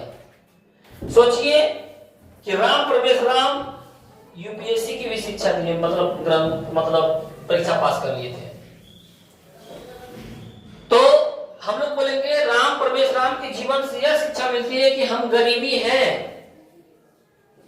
लेकिन गरीबी को दबा सकता है, लेकिन हमारे मन में जो ठाने हैं वो दबा नहीं सकता है गरीबी। वही बोल रहे हैं कि राम प्रवेश राम के जीवन से हमें यह शिक्षा मिलती है कि वह अति निर्धन थे, बहुत गरीब थे। उनका गांव भी जो था दुर्गम क्षेत्र में पड़ता था, न तो आने जाने का साधन, नहीं तो और कुछ। वही बोल रहे हैं, और वह एक झोपड़ी में रहते थे, फिर भी एक शिक्षा की प्रेरणा से उनके गांव में एक शिक्षक आए थे, जिनके कारण शिक्षक ने देखा कि ये बच्चा बहुत तेज है। उन्हीं शिक्षा की प्रेरणा से वो क्या हुए, प्रभावित होकर केंद्रीय लोक सेवा परीक्षा में भी क्या किए, प्रथम स्थान किए। हर जगह प्रथम स्थान प्राप्त करते चले गए। तो इससे हमें यही शिक्षा मिलता है कि गरीबी हम लोगों को रोक नहीं सकती है, हमारे मन में जो ठान लेंगे वो करके दिखाएंगे। ये राम प्रवेश राम मतलब से शिक्षा मिलती है। अगला क्वेश्चन है हमारे लोगों के पास कि स्वामी दयानंद जी रात्रि जागरण का क्या प्रभाव पड़ा। बताए थे ना, स्वामी दयानंद जी का एक बचपन का नाम क्या था, मूल शंकर। तो स्वामी दयानंद के घर हर शिवरात्रि के रात में विशेष कार्यक्रम होता था। हर शिवरात्रि के रात में क्या है, विशेष कार्यक्रम होता था। एक बार उन्होंने देखा कि भगवान शिव पर चढ़ाया गया प्रसाद मूसक खा रहा था, तो उन्हें विश्वास हो गया कि मूर्ति में भगवान नहीं होते हैं। तो वही क्वेश्चन था कि स्वामी दयानंद जी पर रात्रि जागरण पर क्या प्रभाव पड़ा। तो स्वामी दयानंद जी के घर में क्या है, हर शिवरात्रि के दिन पर एक विशेष फंक्शन पार्टी होता था। वही बोला था, रात में विशेष कार्यक्रम होता था। और एक बार उन्होंने देखा कि भगवान शिव पर जो चढ़ाया गया प्रसाद है वो कौन खा रहा था, मूसक खा रहा था। और उनको लगा कि मूसक खा रहा है तो उनका प्रसाद खा रहा है, मतलब भगवान में जीव, मूर्ति में जीव नहीं होता। उसी दिन से क्या, मूर्ति पूजा का विरोध हो गया, मूर्ति में भगवान नहीं होते हैं। इसके आगे है अति संक्षेप में मंदाकिनी नदी का वर्णन करें। मंदाकिनी नदी पढ़ा देते हैं, जिसको लोग गंगा नदी बोलते हैं। वही बोल रहा है मंदाकिनी नदी फूल पत्तियों और पौधों से सेवित है। यही मतलब नदी के किनारे दोनों तरफ फूल पत्ते होने के कारण पेड़ पौधों को हवा के चलने से हिलती थी, जिनके कारण पर्वत में क्या झुकते हुए नजर आ रहे थे। तो वही यहाँ पे है कि मंदाकिनी नदी फूल पत्तियों और पौधों से सेवित है। मंदाकिनी नदी फूल पत्ती और पौधे से हरा भरा है, मतलब लगता है कि कहां पे वो स्वर्ग में आ गए हैं। और यह स्वर्ग की नदी जैसी लग रही है। किनकी नदी जैसी? स्वर्ग की नदी जैसी लग रही है। स्वर्ग, यह नदी मन को मोह लेती है। मतलब देख के लगता है कि यहाँ से जाने का मन नहीं, यहीं पे लगता है हम लोग कुछ देर और आराम कर ले, लगता है कुछ समय और व्यतीत कर ले यहीं पर। ऋषि मुनि मंदाकिनी में स्नान कर शिव की उपासना करते हैं और यही नदी में ऋषि मुनि लोग क्या है, मतलब स्नान करके शिव की उपासना करते हैं। इसे करके जो खड़े होता है एक पैर पे, तो उसके क्या करते हैं? उपासना करते हैं। तब बोलेगा कि अति संक्षेप में मंदाकिनी नदी का वर्णन करें तो हम लोग क्या करेंगे कि मंदाकिनी नदी फूल पत्तियों और पौधों से सेवित है, हरा भरा रहता है फूल पत्तियों से, और यह स्वर्ग के नदी जैसा लग रही है। किसके नदी के जैसा? स्वर्ग के नदी जैसा। किसके तालाब के जैसा? तो कुबेर के तालाब के जैसा। और बोला जा रहा है कि यह नदी के मन को मोह लेती है। यह नदी जो है मन को मोह लेती है, बहुत ही सुंदर आकर्षक लगती है देखने में। और ऋषि मुनि बोल रहे कि मंदाकिनी नदी में ही स्नान कर, इसी नदी में स्नान करके शिव की उपासना करते हैं। तो आप ये भी समझ गए होंगे। तो हम लोग बढ़ते हैं अगले क्वेश्चन की ओर। वैज्ञानिक शास्त्रों का परिचय दे। वैज्ञानिक शास्त्रों का परिचय दे। तो बोला चरक रचित चरक संहिता, चरक रचित चरक संहिता ये, और अगला बोला सुश्रुत रचित सुश्रुत संहिता, सुश्रुत रचित सुश्रुत संहिता, आर्यभट्टयम रचित आर्यभट्टयम, आर्यभट्टयम रचित आर्यभट्टयम, बराहमिहिर रचित वृत्त संहिता, बराहमिहिर रचित वृत्त संहिता, और पराशर मुनि द्वारा रचित कृषि विज्ञान, पराशर मुनि द्वारा रचित कृषि विज्ञान। ये बोल रहा था वैज्ञानिक शास्त्रों के परिचय दे। वैज्ञानिक शास्त्र के नाम लिखे। वैज्ञानिक शास्त्र कौन कौन है? तो चरक रचित चरक संहिता, चरक रचित चरक संहिता, और सुश्रुत रचित सुश्रुत संहिता, सुश्रुत रचित सुश्रुत संहिता, आर्यभट्टयम रचित आर्यभट्टयम, आर्यभट्ट रचित आर्यभट्टयम, 3 हुआ। और चौथा में बराहमिहिर रचित वृत्त संहिता, बराहमिहिर रचित वृत्त संहिता, पराशर मुनि द्वारा रचित कृषि विज्ञान। ये क्या था? मैं वैज्ञानिक शास्त्र के नाम थे, उनके परिचय देने बोल रहे थे, नाम लिखने बोल रहे थे। अगला हम लोग पास ज्ञान भारा क्रिया बिना का अर्थ स्पष्ट करें। ज्ञान भारा क्रिया बिना, ज्ञान भार के समान है। कब? क्रिया बिना। और ज्ञान आचरण के बिना भार के समान है। ज्ञान जो है आचरण के बिना, मान लीजिए कि आप पढ़े लिखे बहुत हैं लेकिन किसी का मतलब आदर करना ही नहीं जानते हैं, बड़े लोगों को गाली देते हैं, तो वो जो ज्ञान है, वो जो आपके अंदर ज्ञान है, वो किनके समान है? भार के समान है। किनके समान है? मतलब एक बोझ के समान है। आपके अंदर बहुत गुणवान है, लेकिन बड़े लोगों को मतलब छोटे लोगों को किस तरह से बात करना चाहिए, आदर की भावना कैसी होनी चाहिए, ये आपके अंदर नहीं है, तो वो आपका ज्ञान वो भार के समान है। तो वही बोल रहा है ज्ञान भारा क्रिया बिना का अर्थ स्पष्ट करें तो ज्ञान आचरण के बिना, आचरण के बिना क्या है? भार के समान है। यही बोलते हैं हम लोग। अगला हम लोग देखते हैं कि वेदांग कौन कौन से हैं। वेदांग 6 होते हैं। वेदांग यहाँ पे लिखेंगे हम लोग, वेदांग 6 है जो निम्न है। वेदांग कितने होते हैं? 6। शिक्षा, कल्प, व्याकरण, निरुक्त, छंद, ज्योतिष। शिक्षा, कल्प, व्याकरण, छंद और निरुक्त, ज्योतिष। हम लोग बोलेंगे शिक्षा, कल्प, व्याकरण, निरुक्त, छंद और ज्योतिष। ये कौन कौन है? वेदांग है। तो वेदांग बोल देगा ऑब्जेक्टिव में कितने होते हैं? तो 6 होते हैं। वेद 4। वेद कितने होते हैं? वेद होते हैं ऋग्वेद, यजुर्वेद, ये सब।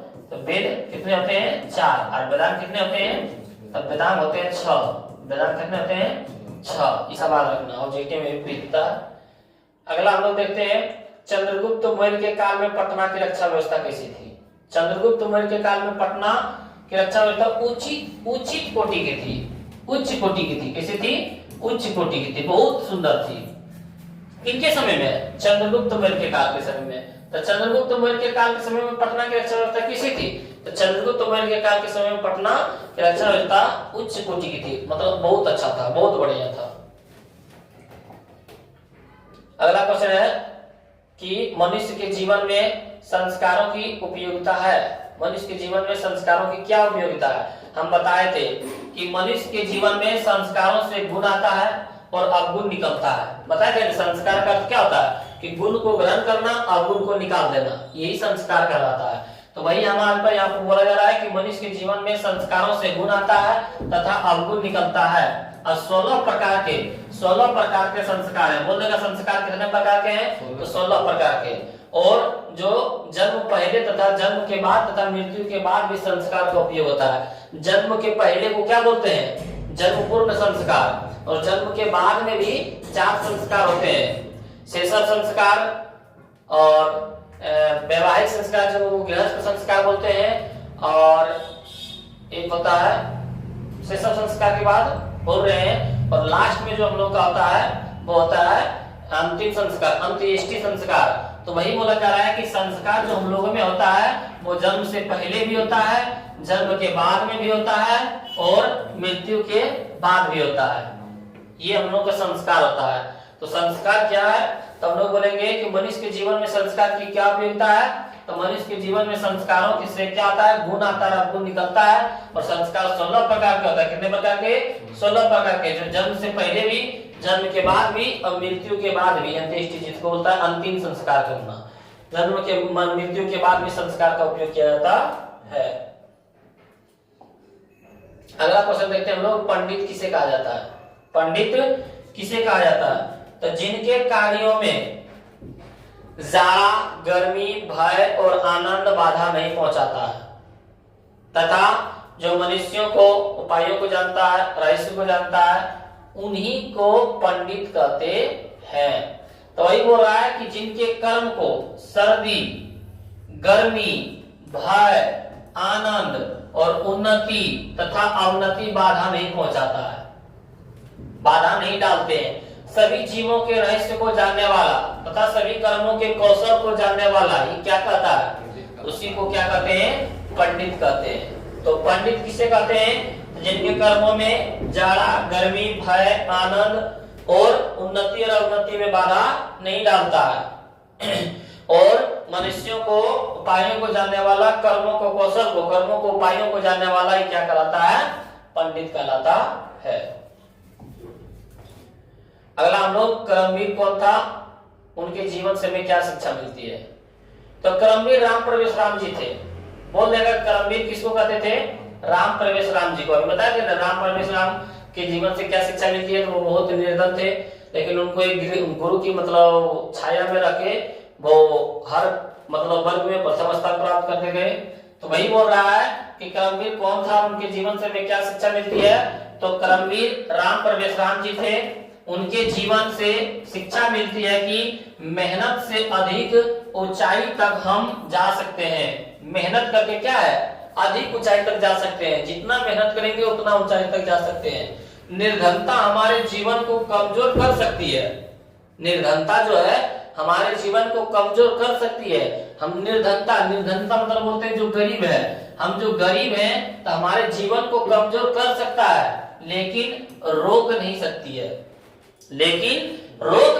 है। हमारे जीवन को वो कमजोर कर देगा कि हो आप नहीं कर पाएंगे, हम गरीब हैं, ये हमारे काम नहीं, ये हमारे लिए काम नहीं है। लेकिन हम जो मन में ठान लेंगे वो रोक नहीं सकती है, उसको रोक नहीं सकता है। गरीबी हमको रोक नहीं सकता, हमारे मन में जो ठान लिए वो करके रहेंगे। तो वही हम लोग की शिक्षा, हम लोग का इससे यह शिक्षा मिलती है कि हम लोग ऐसा एहसास कभी नहीं करना है कि हमारे माता पिता गरीब हैं, हमारे माता पिता दूसरे माता पिता इतना नहीं कर पाते। नहीं, गरीबी हमको मतलब कमजोर कर सकती है, लेकिन हमको रोक नहीं सकता। अपने मेहनत से हम लोग क्या आगे बढ़ेंगे। तो वही बोला जा रहा है कि कर्मवीर राम प्रवेश राम जी थे और उनके जीवन से शिक्षा मिलती है कि मेहनत से अधिक ऊंचाई तक हम जा सकते हैं। जितना मेहनत करेगा उतना ऊंचाई तक जा सकते हैं। निर्धनता हमारे जीवन को कमजोर कर सकती है, लेकिन रोक नहीं सकती है। अगला क्वेश्चन देखते हैं हम लोग कि समाज के उन्नयन में स्वामी दयानंद का योगदान पर प्रकाश डालें कि समाज सुधारे कैसे। तो दयानंद जी रूढ़िवादी विचार के दुश्मन थे। रूढ़िवादी विचार के क्या थे? दुश्मन थे। तो बोल देगा रूढ़िवादी विचार के दुश्मन कौन थे? स्वामी दयानंद जी। क्यों? तो वही बोल रहे शिक्षा के प्रचारक तथा विधवा विवाह के समर्थन थे। मूर्ति पूजा के घोर विरोधी थे। और समाज के अंधविश्वास को तोड़ने का काम किया। तो बोला जा रहा है यहाँ पे कि स्वामी दयानंद जी का योगदान पर प्रकाश डाले हैं, किसके लिए? समाज के मतलब आगे बढ़ाने के लिए, उन्नयन के लिए। तो दयानंद जी जो थे रूढ़िवादी विचार के दुश्मन थे और शिक्षा का प्रचारक थे। वो स्त्रियों की शिक्षा के लिए भी विद्यालय खोले थे और विधवा विवाह के लिए पुनः मतलब समर्थन भी किए थे कि विधवा जो हो जाए उसको भी विवाह किया जाए। मूर्ति पूजा के घोर विरोधी थे। मूर्ति पूजा के क्या थे? घोर विरोधी थे कि मूर्ति में पूजा मत कीजिए, उसमें जान नहीं होता है। समाज के अंधविश्वास को तोड़ने के भी काम किए थे। जो समाज में अंधविश्वास था कि इस पर मतलब ये काम करो तो ये हो जाएगा, उस पर भी काम किए। ये समाज को सुधारने के काम किए कौन? स्वामी दयानंद जी। आलम श्री राम के प्रकृति सौंदर्य बोध पर अपने विचार को लिखे। क्या बोला जा रहा है? समाज के प्रकृति सौंदर्य बोध पर अपने विचार को लिखे। श्री राम की प्रकृति, तो वही बोला श्री राम की प्रकृति का अनोखा वर्णन कर सीता की प्रकृति के प्रति ममता भर दिया। मंदाकिनी पाठ में प्रकृति के सुषमा मनमोहक है। ऐसा लगता है कि मानव, पर्वत, पेड़ पौधे सभी नृत्य करते दिखाई पड़ते हैं। बोला जा रहा है कि श्री राम के प्रकृति सौंदर्य, तो जब श्री राम भगवान जी वनवास में थे और वनवास के समय ही जब श्री राम भगवान, माता सीता और लक्ष्मण जी मंदाकिनी नदी के पास पहुंचे तो वहां पर प्रकृति सौंदर्य के बारे में वर्णन किए हैं। तो वही बता रहे हैं कि श्री राम की प्रकृति का अनोखा वर्णन कर, श्री राम की प्रकृति का अनोखा वर्णन कर सीता की प्रकृति के प्रति ममता भर दिया। और वे कहते हैं कि मंदाकिनी पाठ में प्रकृति की सुषमा मनमोहक है। यहाँ के दृश्य क्या है? मनमोहक है। ऐसा लगता है कि मानव, पर्वत, पेड़ पौधे और सभी क्या है? नृत्य करते दिख रहे हैं। कैसा करते दिख रहे हैं? नृत्य करते दिख रहे हैं। लगता है सब नाचता मतलब प्रतीत हो रहा है। सब लगता है कि झूले जैसा झूल रहा है। ऐसा मनमोहक लगता है, ऐसा देखने में लगता है। अगला धन और दवा किसे उचित है? धन और दवा किसे उचित है? मान लीजिए कि जो बहुत धनवान है उसको आप 1,000, 2,000, 5,000, 10,000 पैसा दे दीजिएगा तो उसका कुछ मोल है नहीं, उसका कुछ मोल नहीं है। तो धन का कीमत किसको पता है? गरीब को। जो गरीब है उसको 5,000, 10,000 दे दीजिए जाके, उसको लगेगा नहीं हमारे इसके लिए बहुत जरूरी है, यही हमारे लिए जरूरी था। और दवा किसको जरूरी होता है? हम स्वस्थ हैं, हमारे पास कोई आके दवा पहुंचा दे, वो दवा का वैल्यू नहीं होता है। लेकिन जो व्यक्ति रोगी होता है, जो रोगों से पीड़ित होता है, उसके पास आप जाके जब दवा पहुंचा दीजिए तो वो दवा की कीमत को जान जाता है कि इसका वैल्यू कितना है, यही दवा से हम ठीक हो गए। तो वही बोल रहा है कि धन और दवा किसे देना उचित है? तो वही बोल रहा है धन और दवा उचित लोगों को मिलनी चाहिए, मतलब जो इसके लिए सही है। इसकी व्याख्या व्याघ्रपति कथा को समझाता है। व्याघ्रपति कथा में बताया गया है बाघ ने अपने आप को धर्मात्मा सिद्ध करने के लिए बता रहे थे कि मतलब हम लोगों को मतलब हमारे गुरु मतलब बताए थे कि गरीबों को दान देना चाहिए, अमीरों को नहीं, क्योंकि दवा की कीमत रोगियों के लिए होता है, निरोगियों के लिए नहीं। इसलिए आप पथिक हैं, हम लोग को लगता है आप गरीब हैं तो आप ही सोने कंगन लेने के लिए मतलब सही व्यक्ति हैं। तो वही बोल रहा है धन निर्धन को मिलना चाहिए, निर्धन मतलब गरीबों को मिलना चाहिए, और दवा रोगी को। दवा किसको मिलना चाहिए? रोगी को, तब उसकी सही उपयोग होता है। तो धन और दवा का तभी सही उपयोग होता है। और अगला क्वेश्चन है भारतीय दर्शन शास्त्र एवं उनके प्रवर्तक की चर्चा करें। तो भारतीय दर्शन शास्त्र बड़ा 6 है। भारतीय दर्शन शास्त्र कितने हैं? 6 है। और संख्या दर्शन के प्रवर्तक कपिल, योग के पतंजलि, और न्याय के दर्शन के गौतम, और वैश्विक दर्शन के कनाडा, और मीमांसा दर्शन के जैमिनी, तथा वेदांत के बदरायन ऋषि। तब भारतीय दर्शन शास्त्र कितने हैं? तो 6 है। कौन कौन है? तो संख्या दर्शन के प्रवर्तक कौन है? कपिल। संख्या दर्शन के प्रवर्तक कौन है? कपिल। हम लोग याद रखेंगे संख्या दर्शन के प्रवर्तक कौन है? कपि, योग के पतंजलि है, योग के कौन है? पतंजलि। और न्याय के कौन है? न्याय के दर्शन के गौतम है, न्याय के दर्शन के कौन है? गौतम है। और वैश्विक दर्शन के कनाडा है, वैश्विक दर्शन के कौन है? कनाडा है। मीमांसा दर्शन के जैमिनी है, मीमांसा दर्शन के कौन है? जैमिनी है। तथा वेदांत के किसके? वेदांत के बदरायन ऋषि है, बदरायन ऋषि है। ये हम लोग क्या बोल सकते हैं? ये क्या है? योग के पतंजलि, न्याय दर्शन के गौतम। ये हम लोग बोल सकते हैं भारतीय दर्शन के एवं उनके प्रवर्तक की चर्चा। अगला देखिए क्वेश्चन कौन है? विजयांका कौन थे? उनका समय क्या माना जाता है? तो विजयांका चालुक्य वंश के राजा चंद्रादित्य, चंद्रादित्य की महारानी थी। बोल देगा विजयांका किनकी पत्नी थी? तो चालुक्य वंश के पत्नी, विजयांका जो चालुक्य वंश के राजा जो थे चंद्रादित्य, किनका? चंद्रादित्य की महारानी थी। या तो बोल देगा विजयांका किनकी पत्नी थी? तो चंद्रादित्य की।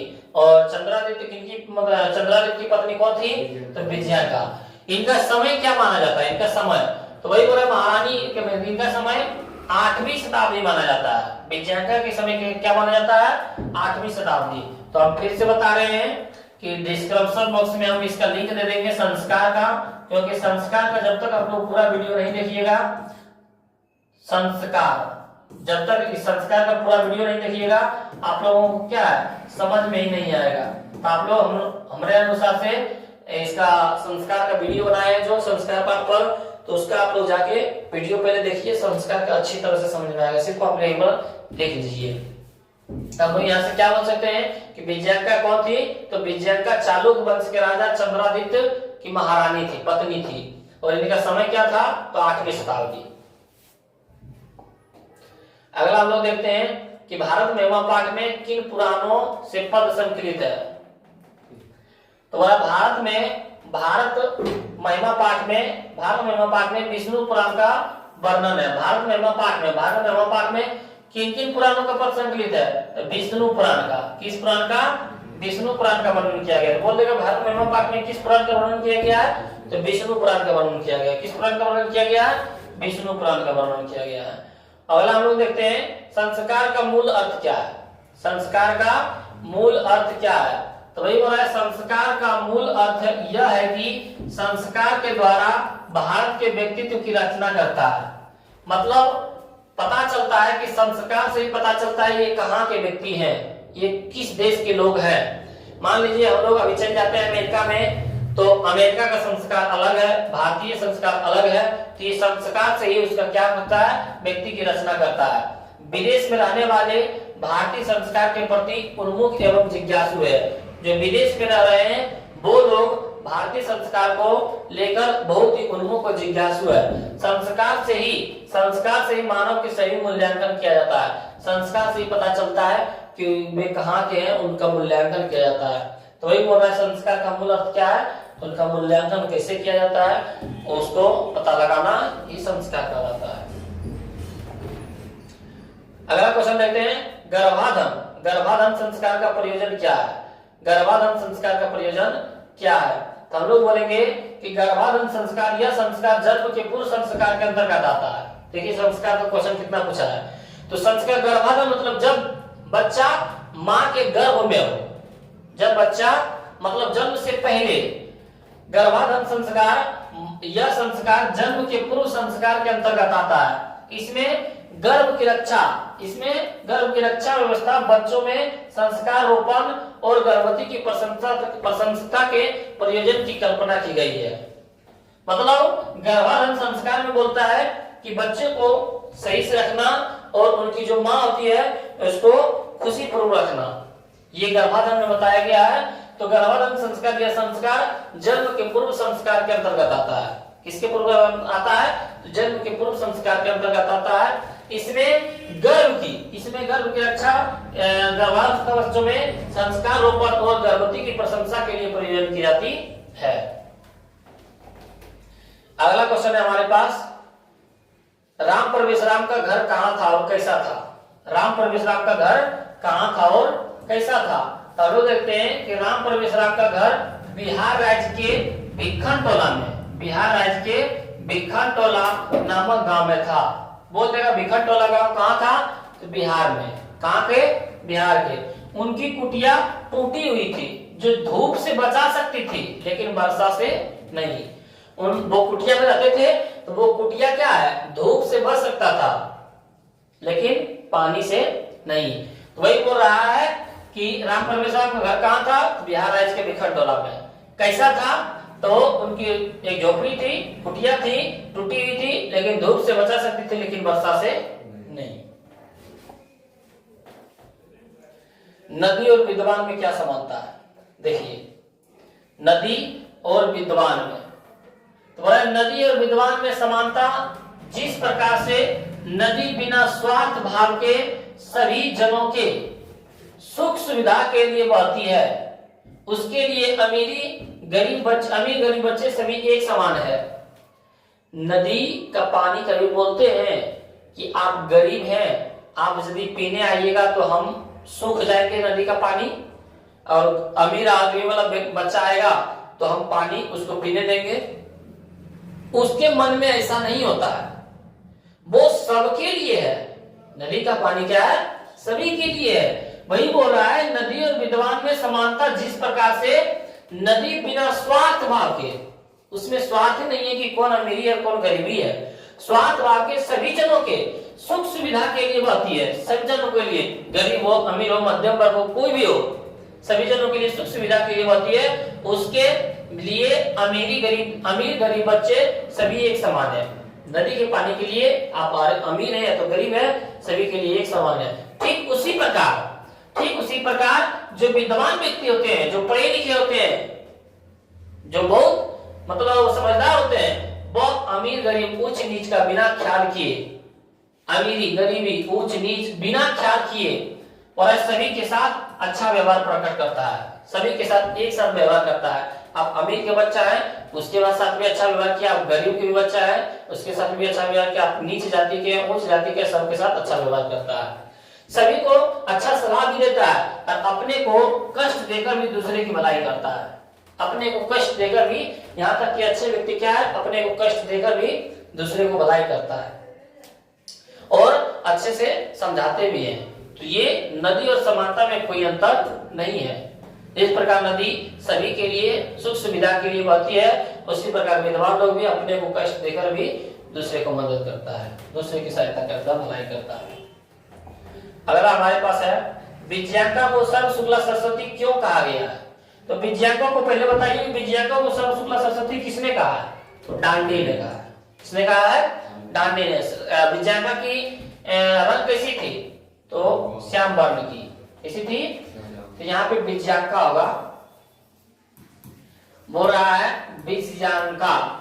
विज्ञानका को सर्व शुक्ला सरस्वती डांडी ने कहा। किसने कहा है? डांडी ने कहा। विज्ञान का श्याम वर्ण की थी। विज्ञान का यहाँ विज्ञान लिखा हुआ है, विज्ञान का होगा, क्या होगा? विज्ञान का श्याम वर्ण की थी, लेकिन उनकी रचना ज्योतिर्मय थी। डांडी उनकी रचना से प्रभावित होकर उन्हें सर्व शुक्ला सरस्वती कहते थे। तो विज्ञान को सर्व शुक्ला सरस्वती क्यों कहा है? क्योंकि डांडी ने उनकी रचनाओं से, उनकी लेखिकाओं से प्रभावित होते थे, अच्छे लगते थे, जिनके कारण लगता था कि इनके अंदर सरस्वती का वास है, इसीलिए उसे सर्व शुक्ला सरस्वती कहते थे। तो विज्ञानका को सर्व शुक्ला सरस्वती किसने कहा है? तो डांडी ने। और विज्ञानका श्याम वर्ण की थी, जिनके कारण डांडी उनके रचनाओं से प्रभावित होकर उन्हें क्या कहते थे? सर्व शुक्ला सरस्वती कहते थे। अगला है भारतीय लोगों की सर्वाधिक महत्वपूर्ण विशेषता क्या है? भारतीय लोगों की सर्वाधिक महत्वपूर्ण विशेषता क्या है? तो हम लोग आइए पढ़ते हैं। बोला जा रहा है कि भारतीय लोगों की सर्वाधिक महत्वपूर्ण विशेषता यह है कि यहाँ के लोगों में धर्मनिरपेक्षता है। भारतीय लोगों की सर्वाधिक विशेषता, भारत के लोगों को सबसे अधिक विशेषता क्या है? कि यहाँ पे धर्मनिरपेक्षता है, नहीं तो किसी के अंदर कोई भेदभाव नहीं है। भारत के लोग सभी के साथ, सभी धर्मों के साथ मित्र भाव से, मित्रपूर्ण से रहते हैं। तो वही बोल रहा है धर्मनिरपेक्षता है। हिंदू, मुस्लिम, सिख, ईसाई सभी वर्ग मिलकर आपस में प्रेम पूर्ण निवास करते हैं। यहाँ की संस्कृति सभी देशों से भिन्न है और यहाँ की संस्कृति सभी देशों से अलग है। तो क्वेश्चन हमारे पास भारतीय लोगों की सर्वाधिक महत्वपूर्ण विशेषता क्या है? तो यहाँ के लोगों में धर्मनिरपेक्षता है। हिंदू, मुस्लिम, सिख, ईसाई सब आपस में भाई भाई। तो वही बोल रहा है कि हिंदू, मुस्लिम, सिख, ईसाई सभी वर्ग मिलकर आपस में प्रेम पूर्ण निवास करते हैं और यहाँ की संस्कृति क्या है? सभी देशों से भिन्न भी है। अगला, गुरु के द्वारा शास्त्र का क्या लक्षण बताया गया है? गुरु के द्वारा शास्त्र का क्या लक्षण बताया गया है? तो वही बोल रहा है कि गुरु के द्वारा स्वास्थ्य का लक्षण शास्त्र का हो गया। क्या होगा? शास्त्र होगा। गुरु के द्वारा शास्त्र का लक्षण बताया गया है कि शास्त्र परिणाम स्वरूप समस्त ज्ञान का स्रोत स्वरूप है। गुरु कहते हैं कि शास्त्र ज्ञान का शासन होता है। शास्त्र क्या होता है? ज्ञान का शासन होता है। मनुष्य के कर्तव्य और अकर्तव्य विषयों को सीख देता है।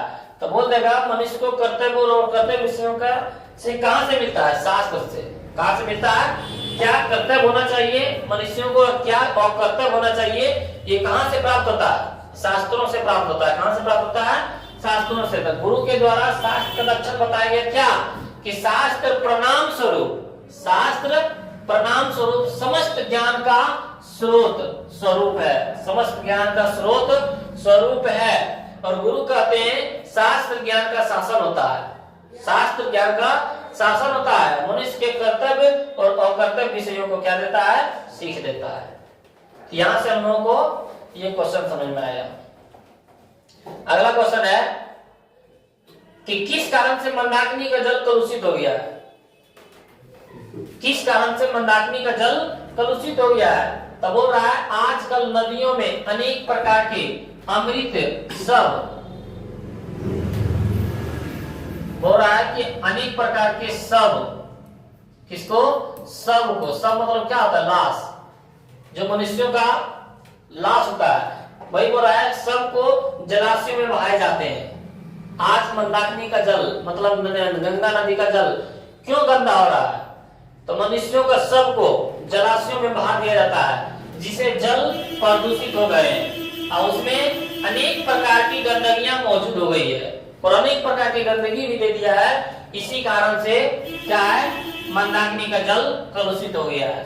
या तो बोल सकते हैं कि पहले जो जिसमें थे रामचंद्र जी, उसमें हिरण के झुंडों को पानी पीने से जो मंदाकिनी का जल था क्या था? कलुषित हो गया। तो ऑब्जेक्टिव में भी बोल सकते हैं कि हिरण को पीने से, हिरण के झुंडों को। मृग जिसको हम लोग बोलते हैं, हिरण को क्या बोलते हैं? मृग बोलते हैं, हिरण को ही बोलते हैं। तब बोल देगा कि किस कारण से मंदाकिनी का जल कलुषित हो गया है? मतलब गंदा हो गया। कलुषित मतलब क्या होता है? गंदा हो जाना।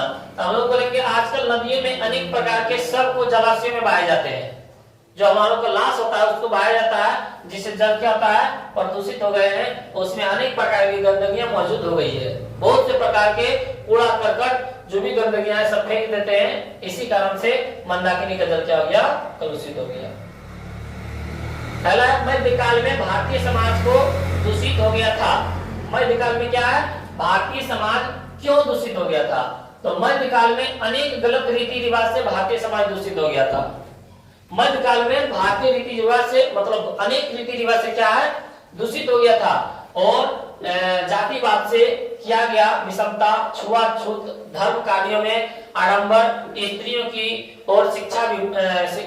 की शिक्षा, विधवा विवाह की निंदा, स्थिति शिक्षा की ओर व्यापकता इत्यादि अनेक दोष प्राचीन समाज में थे। तो बोला मध्य वर्ग में भारतीय समाज को दूषित क्यों हो गया था? तो वहां पे क्या था? गलत रीति रिवाज था। इसी कारण से भारतीय समाज क्या हो गया था? दूषित हो गया था। जातिवाद मध्यकाल में क्या था? जातिवाद अधिक था, इसके कारण दूषित हो गया।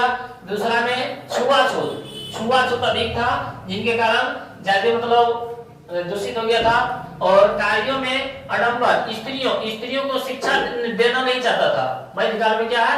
स्त्रियों को शिक्षा देना, बोला स्त्रियों की शिक्षा देकर क्या करेगा? विधवा का पुनर्विवाह मतलब स्वामी दयानंद जी उसमें समाज सुधार में किए थे कि मान लीजिए कि बहुत से स्त्री का मतलब शादी होता था, उनके पति मर जाते थे, जिनके कारण उनको पूरा जिंदगी अकेले ही व्यतीत करना पड़ता था, जिनके कारण स्वामी दयानंद जी ने क्या किया, विधवा का भी पुनर्विवाह कराना मतलब शुरू किया। तो वही बोला विधवा का निंदा उस समय, इसके कारण क्या है, समाज दूषित हो गए थे, स्थिति शिक्षा की ओर व्यापकता इत्यादि अनेक दोष प्राचीन समय में थे। यही सब के कारण से क्या है, मध्यकाल में भारतीय समाज क्या हो गया था, दूषित हो गया था। अगला राम परमेश्वराम की प्रतिष्ठा कहां कहां देखी जा रही है। राम परमेश्वराम किसके कहा जाता था, क्रमवीर को, क्रमवीर को इनका कहा जाता था राम परमेश्वराम। तो आज राम परमेश्वराम की प्रतिष्ठा अपने राज्य में, अपने राज्य से लेकर केंद्र सरकार में भी देखी जा रही है। राम परमेश्वराम सोचिए कि जो गरीब घर के बच्चा थे, जिनको घर रहने के लिए ठिकाना नहीं था, उनको आज राज्य से लेकर केंद्र सरकार में भी देखी जा रही है।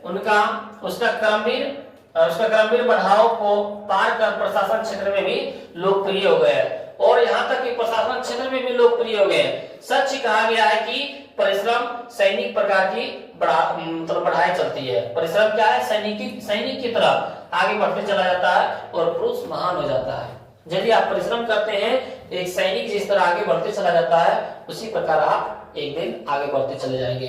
तो उनको उसकी प्रतिष्ठा कहाँ देखी जा रही है, अपने राज्य से लेकर केंद्र सरकार में भी देखी जा रही है, और यहाँ तक कि उसका क्रमवीर बढ़ाव को पार कर प्रशासन क्षेत्र में भी लोकप्रिय हो गए। वो कहाँ, प्रशासन क्षेत्र में भी लोकप्रिय हो गए। अगला है कुल की रक्षा कैसी होती है, बोलता है कुल खानदान। तो बोल रहा है कुल की रक्षा आचरण से होती है। कुल की रक्षा किससे होती है, आचरण से। आचरण आपका सही है, आपका बोली चाली सही है, आपका रहन सहन सही है, तो बोलता है कि कुल खानदान इसका अच्छा है। आपका अच्छा आचरण नहीं है, आप बड़ों को आदर नहीं करते हैं, तो क्या है, बोलता है इसका खानदान खराब है, अच्छा नहीं है। तो कुल की रक्षा कैसे होती है, तो आचरण से। विद्या की रक्षा कैसे होती है, तो अभ्यास से, योग से। किससे होती है, अभ्यास से। यदि आप अभ्यास नहीं करते हैं, अभ्यास नहीं करते हैं, तो क्या है, आप विद्या भूल जाइएगा। रूप की रक्षा किससे होती है, मिर्जिया से। किससे होती है, मिर्जिया या ओबटन। मिर्जिया बोलते हैं स्नान, या तो बोल सकते हैं स्नान से। इन्हें की हेयर लवली और पाउडर क्रीम लगाने से हमारे रूप की रक्षा होती है। उसी प्रकार कुल की रक्षा कैसे होती है, तो आचरण से। कुल की रक्षा कैसे होती है, आचरण से। वही बोला कुल की रक्षा आचरण से होती है। अतः अपनी कुल की प्रतिष्ठा बचाए रखने के लिए दूसरे व्यक्ति के साथ अच्छा व्यवहार करना चाहिए। यदि आप कुल खानदान का नाम बचाना रखते हैं, रोशन करना चाहते हैं, हमारे बाप दादा का नाम रोशन हो, तो दूसरे व्यक्ति से अच्छा व्यवहार करना चाहिए, मतलब सीख लीजिए, तो आपका कुल की रक्षा होगा। अगला देखते हैं क्वेश्चन, सभी जनों की देशभक्ति कैसी होनी चाहिए। सभी जनों की देशभक्ति कैसी होनी चाहिए, तो हम लोग बोलेंगे सभी जनों की देशभक्ति सदैव आकर्षणीय, श्रेष्ठ और आदर्श होनी चाहिए। सब जनों की, सभी व्यक्ति की। भारत महिमा भूमि की रक्षा तथा भारत माता की रक्षा के लिए उनके प्राण से भी ज्यादा महत्व भारत को देना चाहिए। बोल रहा है कि सभी जनों की देशभक्ति कैसी होनी चाहिए, सभी जनों की देशभक्ति आकर्षणीय होना चाहिए, श्रेष्ठ और आदर्श होना चाहिए। सब व्यक्ति को भारत माता, अपने भारत की भूमि के लिए श्रेष्ठ होना चाहिए कि हम अपने जीवन से ज्यादा हम अपने भारत की धरती को रक्षा करेंगे। तो वही बोल रहा है यहाँ पे कि रक्षा तथा भारत माता की रक्षा के लिए अपने प्राण से भी ज्यादा, अपने यहाँ पे प्राण होगा, अपने यहाँ प्राण से भी ज्यादा महत्व भारत को देना चाहिए। यही सभी जनों की देशभक्ति होनी चाहिए। और इसके आगे देखिए, महान लोग संसार रूपी सागर को कैसे पार करते हैं, तो बताए थे ना, महान लोग कैसे पार करते हैं। महान लोग कहते हैं कि मैं अज्ञानी हूँ। जो व्यक्ति महान होते हैं वही ने बोलते हैं हम बहुत पढ़ा लिखा है, हम अज्ञानी हूँ, मैं कुछ नहीं जानता हूँ। तथा अन्य विद्वान है और दूसरा लोग विद्वान है, हम विद्वान नहीं है, ऐसा महान लोग समझते हैं। और तथा ऐसा ही समझकर मतलब लोग ऐसा ही समझकर लोगों मृत्यु को पार कर जाते हैं। ऐसा ही लोग समझकर क्या है, लोग मृत्यु को पार कर जाते हैं। तो महान लोग संसार रूपी सागर को कैसे पार करते हैं? तो महान लोग क्या बोलते हैं, मैं अज्ञानी हूं। अन्य मतलब विद्वान है, दूसरे लोग क्या है, विद्वान है। और पूरा ऐसा महान लोग समझते हैं, महान लोग इसी तरह समझते हैं, महान लोग कभी बड़ाईपन नहीं करते हैं। और ऐसा ही समझकर लोग मृत्यु को पार कर जाते हैं। अगला क्वेश्चन है हमारे पास, आलस्य कथा पाठ में वास्तविक आलस्यों की पहचान कैसे हुई? तो वास्तविक आलस्यों की पहचान वहां के कर्मचारियों ने क्या किया, आलस्यशाला में आग लगा दिया। तो वही यहाँ पे बोला जा रहा है कि वास्तविक आलस्यों की पहचान करने के लिए आलस्यों की घर में आग लगा दी गई।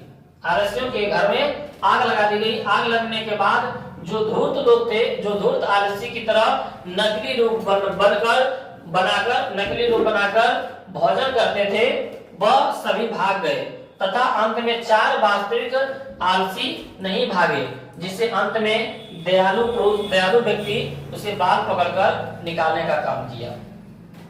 तो बोला जा रहा है कि आलस्य कथा पाठ में वास्तविक आलस्यों की पहचान कैसे होती है? तो हम लोग बोलेंगे कि आलस्यशाला में जहाँ पे आलसी रहते थे, उनके घरों में क्या कर दिया, आग लगा दिया, जिनके कारण जितने भी धूर्त आलसी मतलब आलस के रूप में भोजन करने आते थे, सभी भाग गए। वहां पे 4 वास्तविक आलसी बचे थे, जिनके कारण दयावान व्यक्ति उनके बाल पकड़कर बाहर निकाले। तो बोल देगा कि कौन से पुरुष आग से आलस्यों को बचाए थे? दयावान पुरुष। कैसे बचाए थे? तो बाल पकड़कर बाहर निकाले थे। कितने मतलब वास्तविक आलस्य थे? तो 4 वास्तविक आलस्य थे। क्यों आग लगाया गया? तो आलस्यों की पहचान करने के लिए। ये सब ऑब्जेक्टिव में पूछा जाता है और सब्जेक्टिव भी आपके पास है। हम लोग बढ़ते हैं अगले क्वेश्चन की ओर। शिक्षा कर्म जीवन से परमागति राम प्रवेश राम पर उपयुक्त कथन कैसे घटित होता है? क्या क्वेश्चन है? बोल रहा है कि शिक्षा कर्म जीवन से परमागति राम प्रवेश राम पर उपयुक्त कथन कैसे घटित होता है? ये राम प्रवेश राम पर बात है। बोला राम प्रवेश राम एक गरीब किसान का बेटा था, बहुत गरीब था, जिसे गुरु की कृपा से विद्या अध्ययन करने का मौका मिला। और वह बालक अपने कर्म के बल पर, अपने मेहनत के बल पर उच्च शिक्षा के क्षेत्र में काफी उच्च स्थान को प्राप्त किया तथा अपने जीवन के लक्ष्य को हासिल करके ऊंचे पद को भी प्राप्त किया। यहाँ पे बोला जा रहा है शिक्षा कर्म, अपने कर्म से, शिक्षा जीवन से क्या प्रगति पाता है? तो वही बोल रहा है कि राम परमेश्वर क्या था? एक गरीब किसान का बेटा था, जिसे गुरु की कृपा से विद्या अध्ययन करने का क्या मौका मिला। और वह बालक अपने कर्म के बल पर, अपने मेहनत के बल पर उच्च शिक्षा के क्षेत्र में काफी उच्च स्थान को प्राप्त किया। अपने मेहनत से, शिक्षा के बल से क्या किया? काफी उच्च स्थान प्राप्त कर लिया तथा अपने जीवन के लक्ष्य को हासिल करके ऊंचे पद को भी प्राप्त कर लिया। ये किसके बारे में है? राम परमेश्वर जी के बारे में। अगला देखते हैं हम लोग क्वेश्चन कि शास्त्रकार पाठ में वर्णित वैज्ञानिक शास्त्रों पर, ये तो बताए थे ना, साथ में चरक संहिता और सुश्रुत संहिता शास्त्रकार के नाम से 2 प्रसिद्ध है ना, बताते चरक संहिता, ये बताए थे आयुर्वेद शास्त्र में चरक संहिता और सुश्रुत संहिता शास्त्रकार के नाम से दोनों प्रसिद्ध है। उसमें ही रसायन विज्ञान और भौतिक विज्ञान समाहित हो जाती है। बताए थे शास्त्रकार में जो आर्यभट्ट द्वारा आर्यभट्टियम, तो भौतिक विज्ञान समाहित हो। ज्योतिष शास्त्र में भी खगोल विज्ञान इत्यादि का शास्त्र आते हैं। तो हम लोग यहाँ से बोल सकते हैं कि आयुर्वेद शास्त्र में, किसमें? आयुर्वेद शास्त्र में चरक संहिता और सुश्रुत संहिता, ये शास्त्रकार के नाम से दोनों प्रसिद्ध है। और उसमें ही रसायन विज्ञान और भौतिक विज्ञान का समाहित हो, उसमें ही रसायन विज्ञान और भौतिक विज्ञान का भी मतलब चर्चा है। और ज्योतिष शास्त्र में भी किसका? खगोल विज्ञान, गणित इत्यादि का शास्त्र आते हैं। हम लोग देखते हैं क्वेश्चन नंबर 7। महात्मा बुद्ध के अनुसार बैर की शांति कैसे है? बैर मतलब लड़ाई झगड़ा। बैर मतलब क्या था? लड़ाई झगड़ा। लड़ाई झगड़ा कैसे मतलब शांति कर सकते हैं? तो बैर से बैर नहीं करना चाहिए। जो लड़ना चाहता है उससे लड़ो मत, प्रेम से भाव बोलो, उसको समझाओ, उससे ही शांति मिलेगा। तो वही बोल रहा है महात्मा बुद्ध के अनुसार बैर की शांति बैर करने से नहीं, ये कि नहीं कि जो लड़ाई कर रहा है उसको लड़ाई कर देंगे हम लोग तो शांति होगा, नहीं। लड़ाई करने से यदि आप कोई व्यक्ति लड़ना चाह रहा है, आप उससे साथ में लड़ना चाहते हैं तो लड़ाई आगे ही बढ़ेगा। तो वही बोल रहा है कि बैर की शांति बैर से नहीं है, बल्कि प्रेम स्नेह करने से भी शांति हो सकती है। उससे अच्छे से बर्ताव करो कि गलती हो गया माफ कर दीजिए, या तो जो भी है उसका हम लोग मतलब करने वाले हैं, पाई जा सकती है। जो व्यक्ति आपके साथ बैर की भावना रखता है उसके साथ आप प्रिय शांति बर्ताव करें तो वह खुद ही अपने भाव को बदल देगा। मान लीजिए कि कोई आपका अपोजिट पार्टी लड़ने के लिए तैयार है, कम हो गया पूरा लेटवा, लड़ने के लिए तैयार है और आप भी मतलब लड़ने के तैयार है, तो बैर से बैर शांति नहीं होगा। ऐसा नहीं कि आप सोच रहे हैं कि हमको गोली बंदूक लाठी दिखा रहा है, हम भी दिखा देंगे तो वो शांत हो जाएगा, नहीं, वो लड़ाई और बढ़ जाएगा। यदि आपका अपोजिट पार्टी लड़ने के लिए तैयार है तो उसको प्रिय भाव से बोलिए तो उसका भी मन क्या बदल जाता है। तो वही बोल रहा है कि बैर से बैर की शांति कैसे संभव है, तो प्रेम स्नेह करके, प्रेम स्नेह करने से भी क्या है शांति पाई जा सकती है। जो व्यक्ति अपने आपके साथ बैर की भावना रखता है उसके साथ आप भी प्रिय शांति बर्ताव करें तो वह खुद ही अपने भाव को क्या बदल देगा। उसके मन में भी लगेगा चलो लड़ाई नहीं किया जाए। अगला क्वेश्चन है वासुदेव कुटुंबकम की अवधारणा क्यों आवश्यक है। वासुदेव कुटुंबकम किसको बोलते हैं, जो पूरे समस्त धरती के जनों को अपना परिवार मानते हैं, उसको वासुदेव कुटुंबकम कहते हैं। ये नहीं कि हमारा भाई है, ये हमारा घर है, ये हमारा जमीन है, ये हमारा दौलत है, ये हमारा बहन है, ये हमारा माँ है। जो अपना समझे उसको वासुदेव कुटुंबकम नहीं कहते हैं। जो सबको अपना समझते हैं उसी को हम वासुदेव कुटुंबकम कहते हैं। तो वही बोल रहा है कि जो व्यक्ति छोटे हृदय वाले होते हैं वह कहते हैं कि यह मेरा है, अपना है या पराया है, लेकिन उधर हृदय वाले यह समझते हैं कि सारी धरती सारी दुनिया ही मेरा कुटुंब परिवार है, कुटुंब परिवार है। दूसरे को दुख पहुंचाना अपने को नाश के लिए होता है। आज भी देखा जाता है कि संकट काल की स्थिति में दूसरे देश को मदद करता है, ठीक उसी प्रकार हमें दूसरे की सहायता करना चाहिए। तो वही बोल रहा है कि छोटे हृदय वाले लोग जो कम पढ़े लिखे होते हैं, जिनके समझदारी नहीं होता है, वे क्या बोलते हैं कि ये मेरा है, ये अपना है, ये जमीन मेरा है। लेकिन जो उधम हृदय वाले, जो बड़े हृदय वाले लोग रहते हैं, वो बोलता है पूरा संसार पूरी दुनिया ये तो मेरा कुटुंब परिवार है। यदि हम दूसरे को नुकसान पहुंचाते हैं तो ये मेरा ही नुकसान होता है। जिस प्रकार एक देश दूसरे देश को मदद करते हैं संकट के समय में, उसी प्रकार एक व्यक्ति दूसरे व्यक्ति को सहायता पहुंचाना चाहिए, क्योंकि सब क्या है अपना ही परिवार है। इस तरह यदि हम लोग सोचते हैं तो हमारा परिवार क्या खुशहाल रहेगा, कभी भी लड़ाई झगड़ा में नहीं पड़ेगा। तो आप लोग ये भी समझ गए होंगे। तो हम लोग बढ़ते हैं अगले क्वेश्चन की ओर। भारत महिमा पाठ के आधार पर भारतीय मूल्यों की विशेषता बताएं। ये सब बताए थे भारत महिमा पाठ के आधार पर। तो बोला जा रहा है कि भारतीय महिमा पाठ के आधार पर भारत की महिमा अगर क्या है, महिमा अपार है। क्या है? अपार है। इसकी महिमा पूरे विश्व में गाई जाती है। इसकी महिमा पूरे विश्व में क्या आती है, गाई जाती है। यहाँ पे हम लोग क्या बोल सकते हैं, इसकी महिमा पूरे विश्व में गाई जाती है। भारत स्वर्ग और मोक्ष प्रदान करने का योग्य है। ये भारत की जो भूमि है स्वर्ग को प्राप्त कर सकता है, अपने मोक्ष को प्राप्त कर सकता है। भारत भूमि अपना साधना स्वरूप है, यहाँ के लोग देवता स्वरूप है।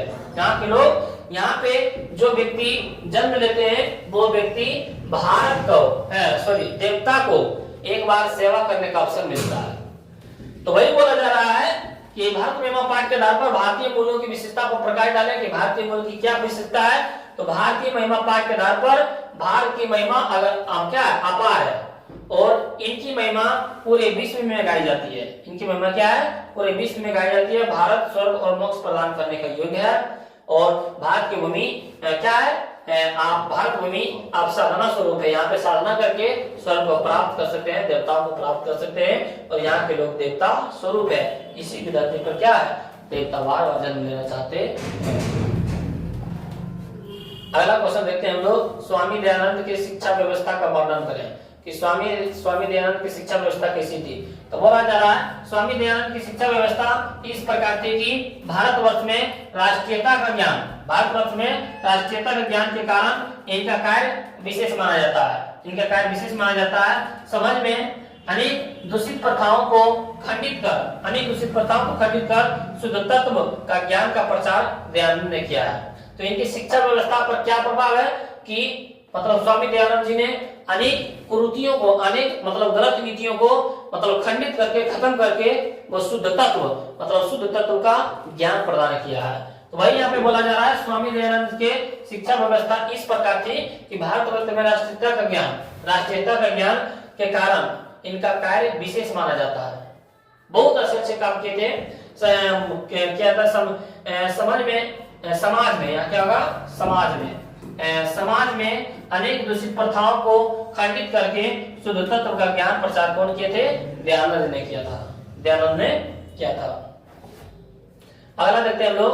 राजशेखर ने पटना के संबंध में क्या कहा? तो राजशेखर ने पटना के संबंध में क्या कहा, आइए हम लोग देखते हैं। तो बोला जा रहा है कि राजशेखर ने पटना के संबंध में निम्न बातें कही है कि पाटलिपुत्र जो है विद्वान परंपरा प्राचीन से है। यहाँ पे विद्वान का परंपरा क्या प्राचीन से है, ऐसा राजशेखर, इसका राज होगा राजशेखर ने अपनी काव्य मीमांसा नामक में भी शिक्षा पुस्तक में सदर स्मरण किया है। तो बताए थे ना कि ये धरती का क्या है, तिलक है। यहीं पर क्या है, बहुत से विद्वान लोग मतलब शिक्षा ग्रहण किए हैं, जैसे पाणिनि, पिंगल, ये सब क्या था, वररुचि, पतंजलि, यही की शिक्षा से मतलब प्राप्त किए पटना से ही। तो वह अपने काव्य मीमांसा में बताया गया था। तो वही बोला राजशेखर ने पटना के संबंध में निम्न बातें कही थी। ये हम लोग क्या है याद रखेंगे। और इसके आगे देखते हैं हम लोग पटना के मुख्य दर्शनीय स्थल। तो पटना में कौन कौन से मुख्य दर्शनीय स्थल है जो देखने योग्य है? तो पटना के मुख्य दर्शनीय स्थल संग्रहालय है। क्या है? संग्रहालय है। उच्च न्यायालय कहाँ है? हमारे पटना में ही है। सचिवालय पटना में ही है। गोलघर पटना में ही है। तारामंडल वो पटना में ही है। और जैविक उद्यान भी कहाँ है? पटना में ही है। महावीर मंदिर जो हमारे जंक्शन के बगल में महावीर मंदिर है, बहुत ही मतलब प्रख्यात है। तो ये सब दर्शनीय स्थल है। तो वही बोल रहा है पटना के दर्शनीय स्थल कौन कौन से हैं? तो हम लोग बोलेंगे संग्रहालय, उच्च न्यायालय, सचिवालय, गोलघर, तारामंडल, जैविक उद्यान, महावीर मंदिर सब कहाँ है? पटना के दर्शनीय स्थल है। और अगला क्वेश्चन हम लोग देखते हैं कि संस्कृत में पंडिता क्षमाराव के योगदान का वर्णन करें। संस्कृत में पंडिता क्षमाराव, तो बोला आधुनिक काल में संस्कृत लेखिकाओं में पंडिता क्षमाराव हो गया। पंडिता क्षमाराव की विदुषी अत्यंत प्रसिद्ध है। जो बोल रहा आधुनिक काल में संस्कृत लेखिकाओं का लेखिका किसे कहा जाता है? पंडिता क्षमाराव को। वही बोल रहा अत्यंत प्रसिद्ध है। उसके द्वारा अपने पिता शंकर पांडुरंग के पंडित्य एवं जीवन चरित्र का वर्णन शंकर चरित्र में निबंध है। बोल देगा कि जो पंडिता क्षमाराव है उनके जो पिताजी थे शंकर पांडुरंग, उसके बारे में कौन निबंध में है? तो हम लोग बोलेंगे यहाँ पे कि शंकर चरित्रम। किसमें? शंकर चरित्रम। उनके पिता के नाम था शंकर पांडुरंग के पंडित एवं जीवन चरित्र का वर्णन किसमें किया गया? तो शंकर चरित्रम में। हमारे पंडिता क्षमाराव के पिताजी के नाम क्या थे? तो शंकर पांडुरंग। और शंकर पांडुरंग नाम होने के कारण उनकी जीवनी के बारे में किसमें लिखा है? शंकर चरित्रम में। किसमें लिखा है? शंकर चरित्रम निबंध है। जो बोला है गांधी दर्शन से प्रभावित होकर उसे सत्याग्रह गीता, मीरा लहरी तथा मुक्तावली, विचित्र परिषद यात्रा, ग्राम ज्योतिष इत्यादि अनेक ग्रंथ की रचना की है। तो बोल देगा कि पंडिता क्षमाराव गांधी दर्शन के बाद कौन से ग्रंथ लिखे थे? तो सत्याग्रह गीता, मीरा लहरी तथा मुक्तावली। ये सब क्या है? किनके दर्शन के बाद? तो गांधी जी के दर्शन के बाद। विचित्र परिषद यात्रा भी किनका है? विचित्र परिषद यात्रा भी क्या है? इन्हीं का, पंडिता क्षमाराव की। बताए थे ना उनकी कौन कौन सी कृतियां हैं? तो उनके कौन कौन सी कृतियां हैं? तो शंकर चरित्रम, सत्याग्रह गीता, मीरा लहरी, मुक्तावली, विचित्र परिषद यात्रा, ग्राम ज्योति, मतलब आदि अनेक ग्रंथ की रचना भी की है। ये कौन है? ये है पंडिता क्षमाराव के बारे में। अगला है कर्ण के कवच और कुंडल की विशेषता क्या थी। यहाँ पे कर्ण होगा, क्या होगा, कर्ण। कर्ण के कवच और कुंडल की विशेषता क्या थी, तो कर्ण, हम लोग यहाँ पे क्या बोलेंगे, कर्ण के शरीर में जन्म से ही कवच और कुंडल स्थित था। जब कर्ण जन्म लिए थे उसी समय से क्या था, कर्ण के शरीर पर कवच और कुंडल था। इस कवच और कुंडल से सेवा सुरक्षित था, उसका शरीर क्या था, सुरक्षित रहता था, कोई उसको मार नहीं सकता था। जब तक यह कवच कुंडल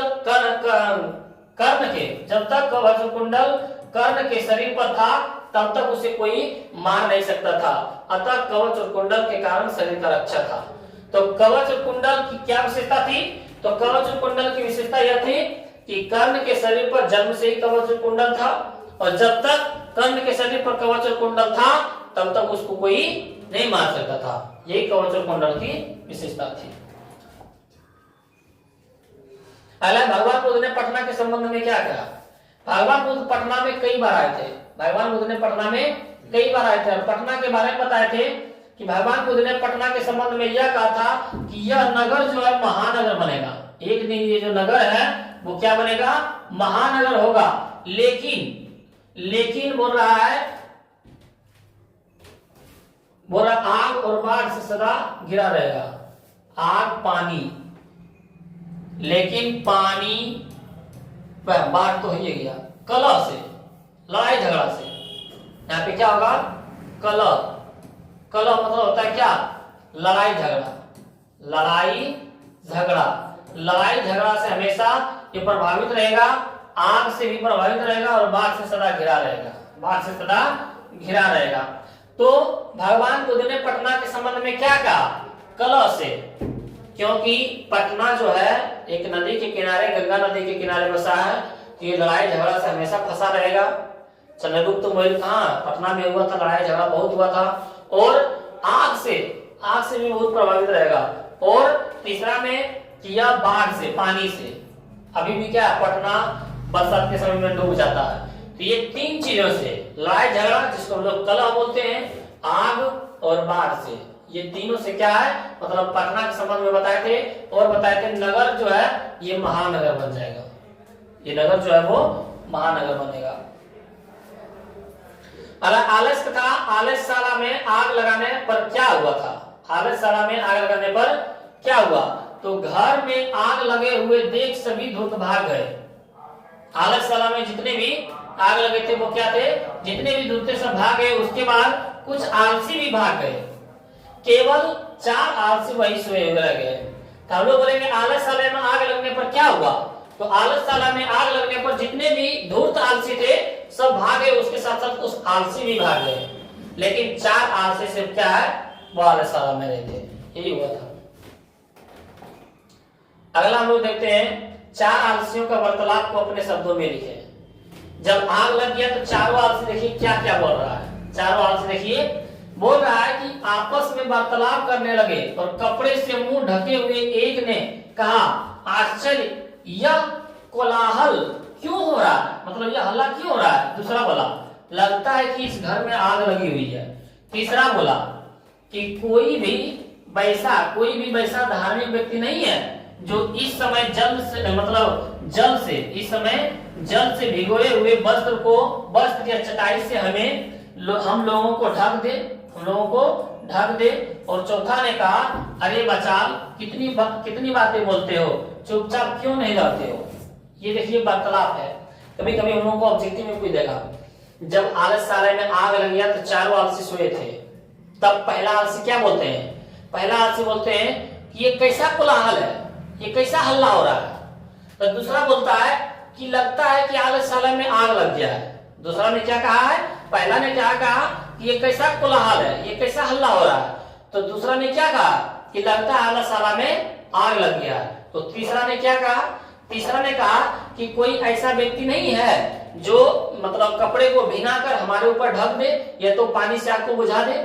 सोचिए कितना आलस है कि मान लीजिए कि जिस घर में हम लोग रह रहे हैं उस घर में आग लगा है और वो बात ऐसा आलसी सोच रहा है। तो चौथा क्या बोलता है, अरे बचा लो, तुम लोग चुपचाप नहीं रहते हो, कितना हल्ला करते हो। सोचिए कि आलस में आग लगा हुआ है, आज ये सब कैसा आलसी है।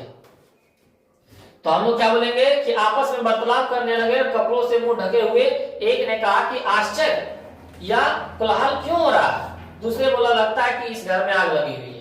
तो तीसरे ने बोला कि कोई भी वैसा धार्मिक व्यक्ति नहीं है जो इस समय जल से भिगे हुए वस्त्र को या तो चटाई को हमें लोगों को ढक दे। तो चौथे ने कहा अरे बच्चा कितनी बातें बोलते हो, चुपचाप क्यों नहीं रहते हो। सोचिए चार आलसी का क्या था, वार्तालाप था। और हम लोग देखते हैं अगला क्वेश्चन 71, किसान संस्कार को गोदान संस्कार भी क्यों कहा जाता था?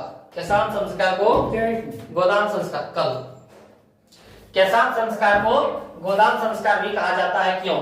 तो बोला पुराने जमाने में केस काटने का संस्कार भी शिष्य का प्रथम और कर्म गुरु के आश्रम में ही होता था। जो बाल होता था तो पहले, अभी तो लोग हीरो जैसा कटा देते हैं और पढ़ने चले आते हैं, उसमें क्या है पूरा बाल कटा देता था जब गुरु आश्रम में रहते थे तब। तो वही बोल रहा है कि पुराने जमाने में केस काटने का संस्कार भी शिष्य का प्रथम और कर्म गुरु के आश्रम में ही होता था। वो काम कहाँ होता था? आश्रम में। और यहाँ गोदान मुख्य क्रम था। मतलब उस समय जो बच्चा गुरु आश्रम में, जिनके गार्जियन अपने बच्चे को गुरु आश्रम में जाके मतलब पहुंचाते थे गुरु के पास, तो उस समय गौ दान करते थे। क्यों? क्योंकि उनके घर से बच्चा गुरु आश्रम में जाते थे तो उनके परिवार सोचते थे कि हमारे बच्चा वहां गाय के जो दूध होता है उनको पिएगा, तो जिनके कारण गोदान करते थे। तो वही बोल रहा है यहाँ पे गोदान मुख्य क्रम था, इसलिए साहित्य ग्रंथि में इस संस्कार को गोदान संस्कार भी कहते हैं। गोदान संस्कार भी कहते हैं। तब पुराने जमाने में केस काटने का संस्कार भी शिष्य का प्रथम और कर्म गुरु के आश्रम में ही होता था। और यहाँ गोदान मुख्य क्रम था। गोदान मतलब गाय का दान करना। गोदान मतलब क्या था? गाय का दान करना, गाय दान करना। और इसीलिए साहित्य ग्रंथि में इस संस्कार को क्या कहा जाने लगा? गोदान संस्कार। किसान संस्कार में, किसान संस्कार को बोलेगा ऑब्जेक्टिव में कि किसान संस्कार को कौन संस्कार कहते हैं? तो गोदान संस्कार कहते हैं। और अगला है अपनी प्रगति चाहने वाले लोगों को क्या करनी चाहिए? अपनी उन्नति चाहने वाले लोगों को क्या करना चाहिए? आगे बढ़ने के लिए क्या करना चाहिए? तो अपने उन्नति चाहने वाले लोगों को 6 चीजों को त्याग देना चाहिए। अपनी प्रगति चाहने वाले लोगों को निंद्रा, जिसको नींद आता है, तंद्रा मतलब जो ऊँघता है, निंद्रा मतलब जिसको खूब नींद आता है वो उन्नति नहीं कर पाएगा। तंद्रा मतलब जो मान लो कि पढ़ रहा है तो झूठ रहा है, नहीं तो पढ़ ही रहा है, नहीं तो अच्छा से सो ही रहा है, वो त्याग देना चाहिए। वही बात त्याग देना चाहिए। इतना ही नहीं, भय को भी, आपके अंदर भय है कि हम पढ़ रहे मैट्रिक कहीं डिवीजन कर पाएंगे कि नहीं, डर लग रहा है, ये मन में नहीं होना चाहिए। क्रोध भी नहीं होना चाहिए। आलस्य और काम को टालने की आदत, ये 6 चीजों को ऑब्जेक्टिव में पूछेगा। अपनी प्रगति चाहने वाले लोगों को कितने दोषों को त्याग देना चाहिए? 6। निंद्रा, तंद्रा, आलस, निंद्रा, तंद्रा, भय, क्रोध, आलस, दीर्घसूत्रता। निंद्रा मतलब जिसको ज्यादा नींद आता है, तंद्रा मतलब जो ऊँघता है, नहीं तो मतलब कुछ काम के समय में सोते रहता है, नहीं तो सो रहा है, नहीं तो कुछ काम कर रहा है। निंद्रा, तंद्रा, भय, जिसके अंदर भय, डर है कि ये काम हम स्टार्ट कर रहे हैं तो ये काम हम सफल हो पाएंगे नहीं, वो भी सफल नहीं हो पाता है, ये सबको त्याग देना चाहिए। निंद्रा, तंद्रा, भय, क्रोध, जिसके अंदर क्रोध है वो कोई भी काम नहीं कर सकता है। कुछ भी काम करने के लिए सहनशीलता होनी चाहिए, उसको सहना होगा कि नहीं हम ये काम कर सकते हैं। निंद्रा, तंद्रा, भय, क्रोध, आलस जिसके अंदर है वो आज करेंगे, ये काम कल कर देंगे, वो कभी भी अपने जीवन में सफल नहीं हो सकता है। निंद्रा, तंद्रा, भय, क्रोध, दीर्घ, आलस्य, दीर्घसूत्रता। दीर्घसूत्रता बोलते हैं किसको?